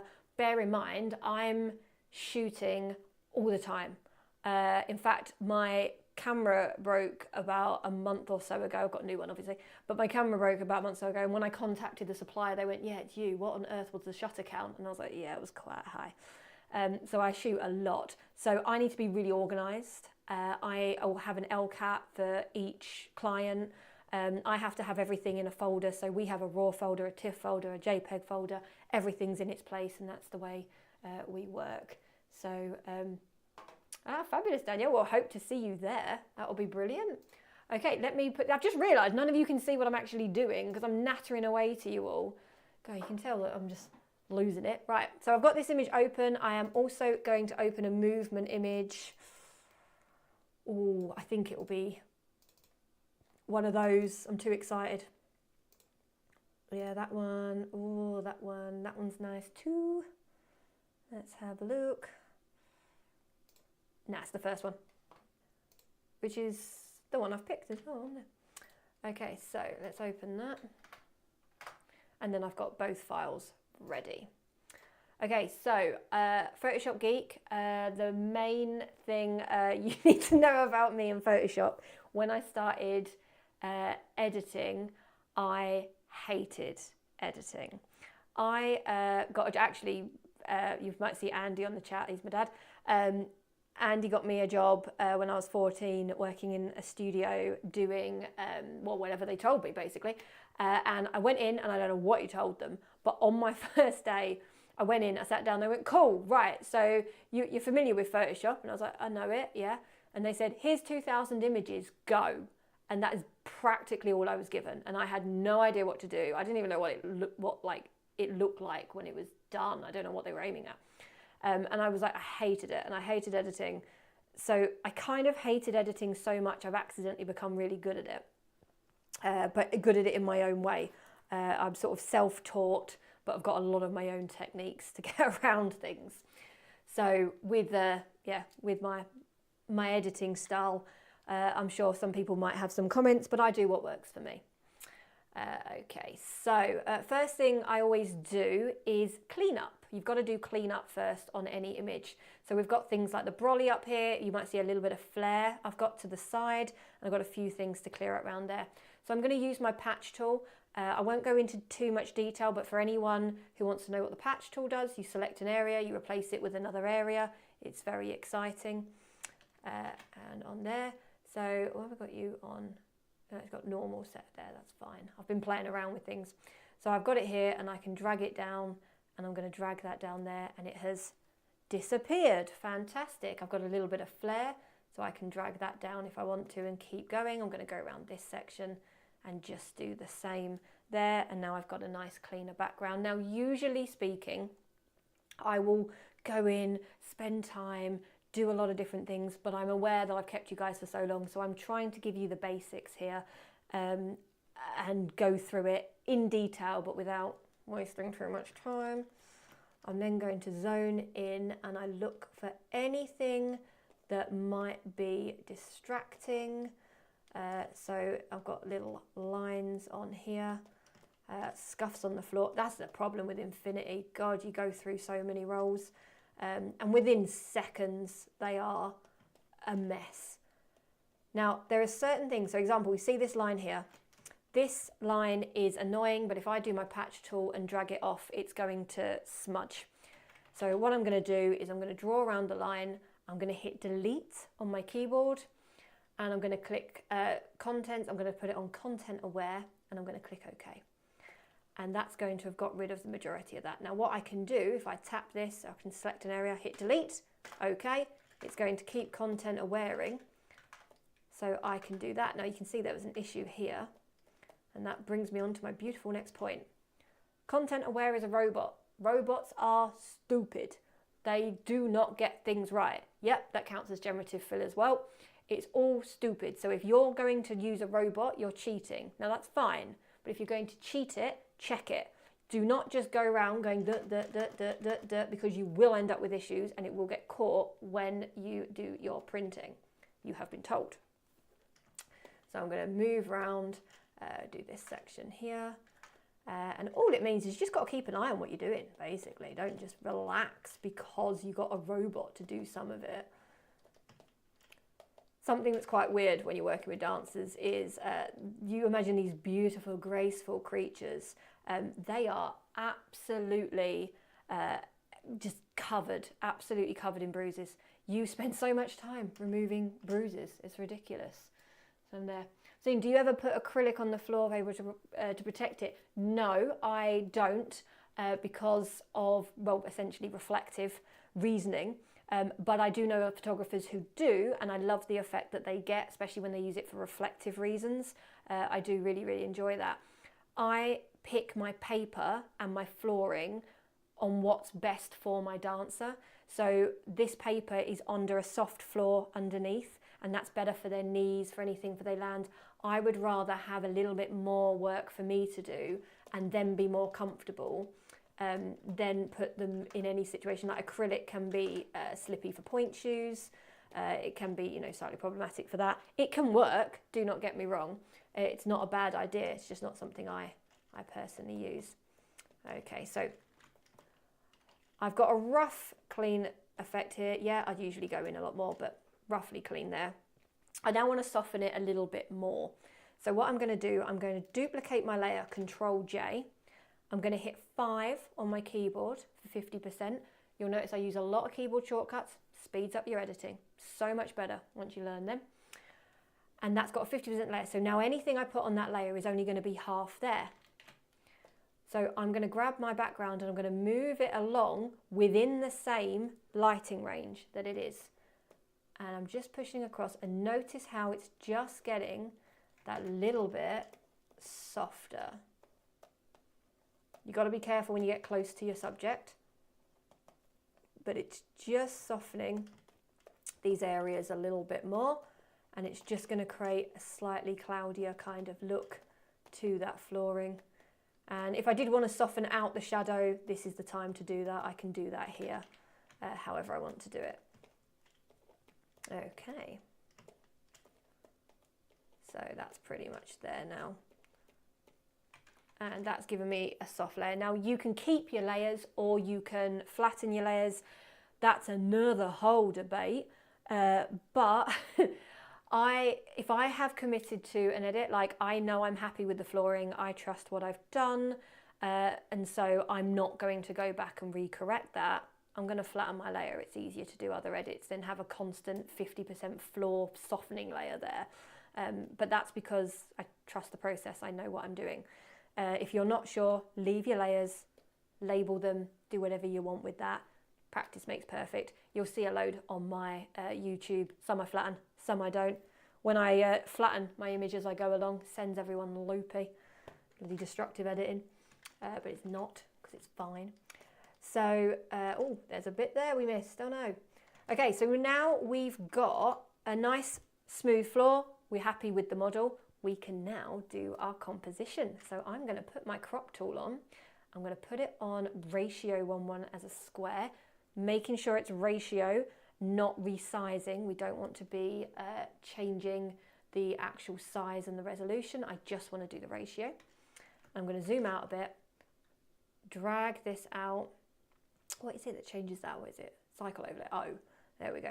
So I'm going to bring this in here, and if I hit O, if it's going to let me, you can see it changes between all the different types. So you can have your grid, you can have your rule of thirds.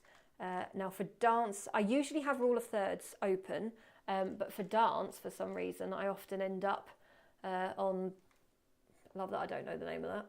Oh, wrong one. Golden ratio, there we go, for some reason. So yeah, whatever. I usually end up on that one because it just works. So here, what I'm going to do is frame her just in the bottom. Now remember, respect the move.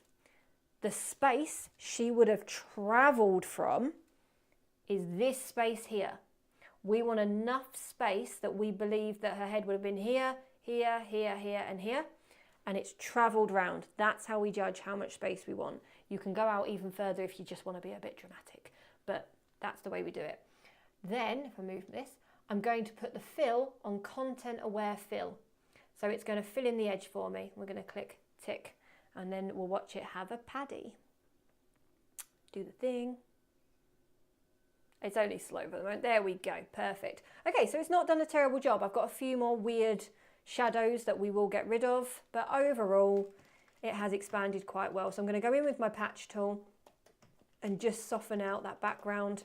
If I think it's going to go patchy, I can do another 50% layer. Now I'm getting through this because I know what you guys want to see is the funky contoury bit and adding texture to the background bit, because they're the most fun. So I've now got these here. I'm going to take that up to here, look for a plain bit, and coming over there, and grab this bit. I'm going to hit content aware, see if it gets me. Oh, it does. Now I'm going to add texture, so I'm not actually that bothered about it having a little bit of patchiness because, and I can then add my 50% layer again and start, oh, what did I do there? 50% layer again and start smoothing that out, and there. Note, if you see me make a mistake, I'll just correct the mistake rather than go back on the history. Once you get out the habit of going, oh no, and then going back on the history, you'll actually work out your editing becomes a lot quicker. Mistakes happen, it's totally fine. I'll just blend these bits out here. And like I say, I'm not worrying too much because I'm going to add a texture. Okay, and flatten, absolutely lovely. So, contour, fun bit. What I'm going to do, I'm going to hit Control-Shift-N to get a new layer box come up. I'm going to hit Mode and Soft Light, and we want to tick this little box down here which says 50% grey. You will find this editing technique on YouTube channel as well. And I get a completely grey layer that does nothing to the image. I turn it off and on, nothing happens.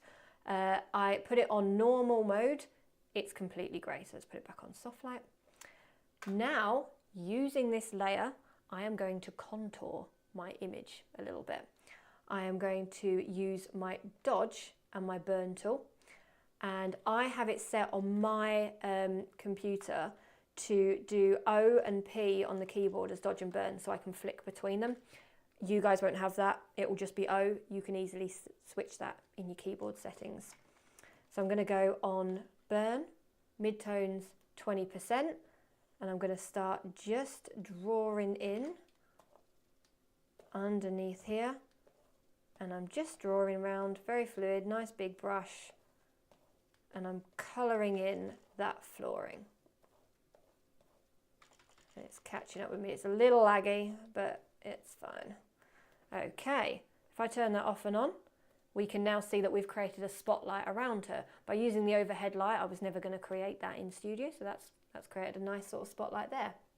Now we're going to zone in, and what we're going to do is add contour and tone to our subject. So dodge tool, midtones 20%. So I've got lighten, darken, lighten, darken. So I'm going to lighten the head. We're going to tap in here. And what I'm going to do is I'm just drawing along the light we added in the studio. This technique is not about redoing your lighting or fixing errors. It is about enhancing what's already there, exactly the areas you want to enhance. So I'm just drawing along the muscle definition that has already been created. Doesn't have to be all of it, just anything that you want to enhance. Stomach muscle is always really good. And I'm going to go on my burn tool and do the same, just in the definition in there. Now that's why I opened up one of the other images as well, because these images are quite contoured already. So the dramatic effect isn't going to be quite as much, although still will be, quite as much as it would be on a more lit image. Now if I come out, if I turn this off, you will see my crazy drawings. How weird's that? Proper nuts. And if I zone out and put that back on, if I turn this off and on, look at the difference. We have managed to control that lighting and just draw us to the right areas of where we wanted our viewer to go to. And I always think that's incredibly fun. It's such a good technique to use on the contour, but it only works if you do it correctly in camera. Okay, so I know I'm running out of time. So what I'm going to do is I'm going to show you guys a texture edit onto the background. And what I do here, I'm going to do it on this one because we said we wanted some flow. So I'm going to just patch tool this out. Yep, I edit really quick. It's insane. Comes from hating doing editing. I am not going to do, definitely going to edit a bit of hair off. That's weird. That's just a hair coming out. But I'm going to come around here. There we go. Okay, so let's do my contour slate cropping. We're going to put this in here and I'm going to tilt it just so she's on the tip of the foot, and we've got just that nice shape coming in there. Perfect. And I'm going to hit OK on that and it will fill it in for me. Just checking the questions, nothing coming in, cool. And once that's done that, it looks like she's right on the wonk, so let's sort that out. I'm going to sort these bits out first, just refine that, and then I'm going to 50% layer, just soften these bits. Yeah, I would do it much neater if we had time, but right now this will do a decent job. We come round to there, perfect. So soften from there. Add my contour layer, soft light, tick, and we're gonna come round, create that spotlight, redo our little bit of lighting on there. I always like it to fade to dark at the bottom. I just find that makes more sense if there's a bit of a spotlight on them. Come into there, perfect. And now I'll just contour on my model because this one's perfect for this.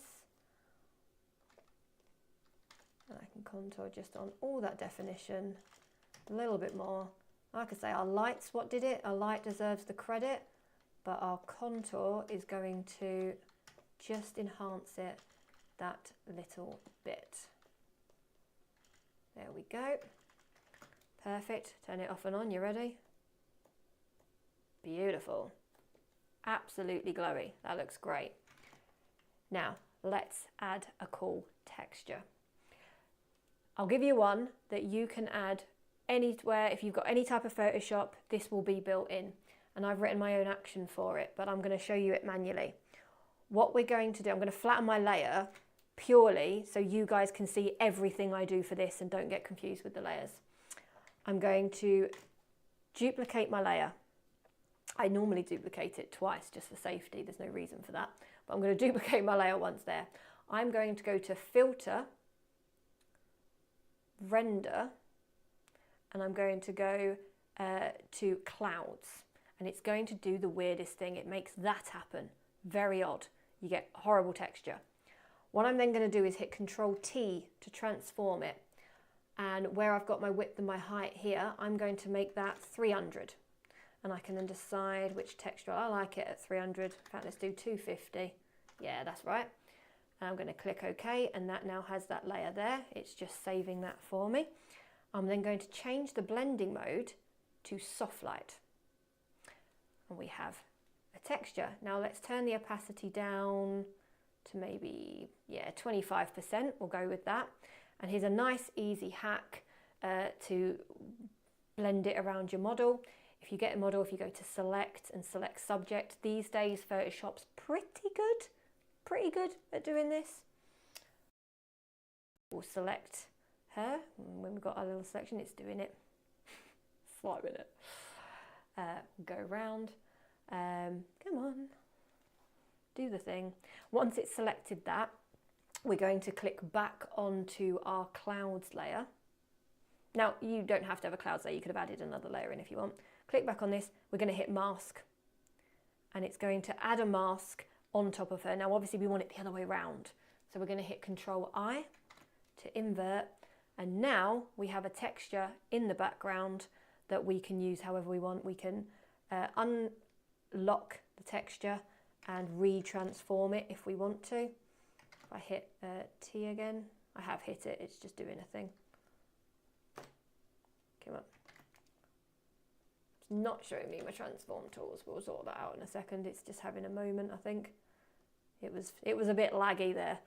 But we can drag it round and retransform it again. I can also, using my mask, grab my brush on black, put it on 20% opacity, and just tone it down on the floor so it looks a little bit more realistic. And I can choose where I want that texture. That's built into Photoshop. It's cool. No copyright issues or anything. You've just got a cool cloudy texture that works really, really well. Finally, what I'll end up doing on an image is I will add a little bit more color grade. So I'm going to click my adjustments layer, go up to my color balance up here. I'm hoping you guys can see this all okay. Oh, expended the wrong bit. And I'm going to go on my shadows and add in a little bit of the cyan. And then I'm going to go on my highlights and go the opposite, add a little bit of yellow on there. And the preserve luminosity, if you tick that on and off, it's going to do a slightly different effect, so always try that. But let's move it big. With colour grading, without colour grading. It almost looks purple in the background now, doesn't it?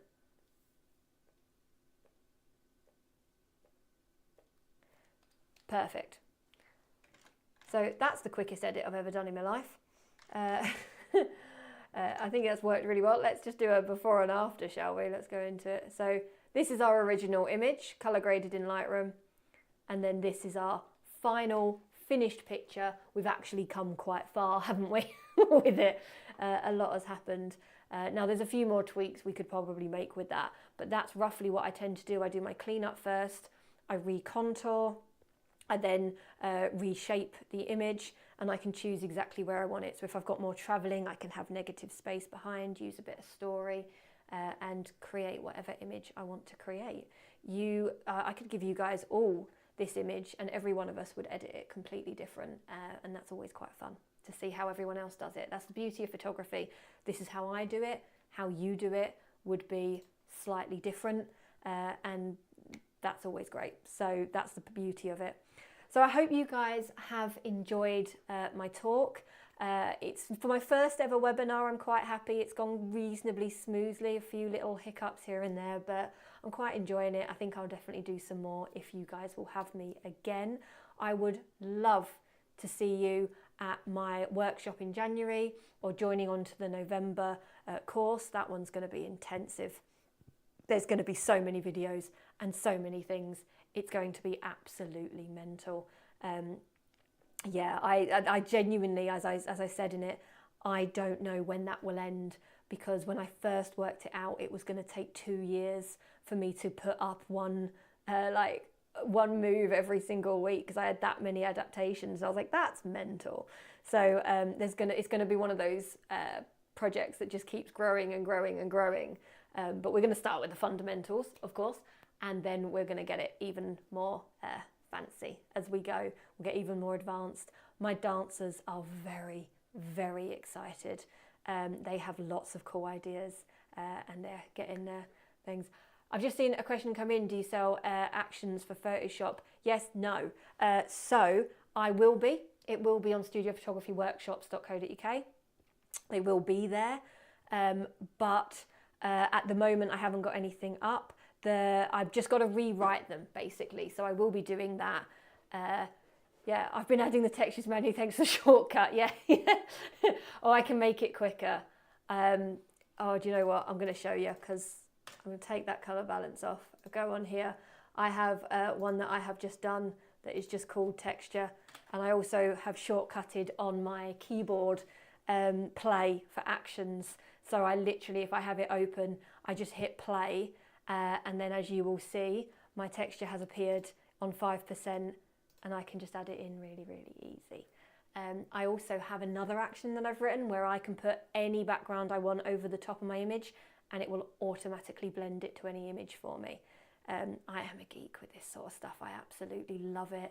I hated editing. I love it now because I am that level of a geek.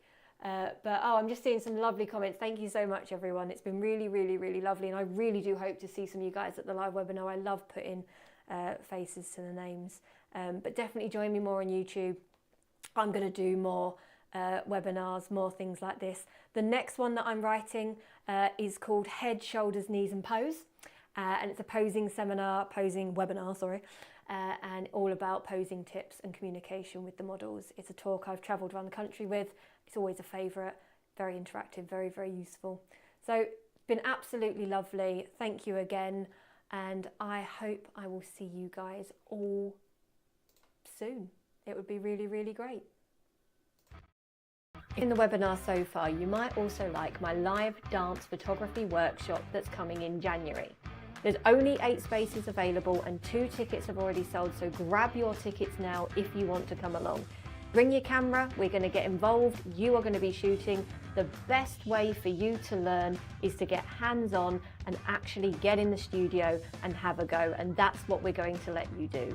We want to make sure that you can play with the lighting, you can talk to the models, you can learn about the moves, and we're going to go through absolutely everything on the day. It's going to be incredibly fun, and I'm really excited. So get your tickets down below, and I will see you there. When putting together this webinar, it has been impossible to include everything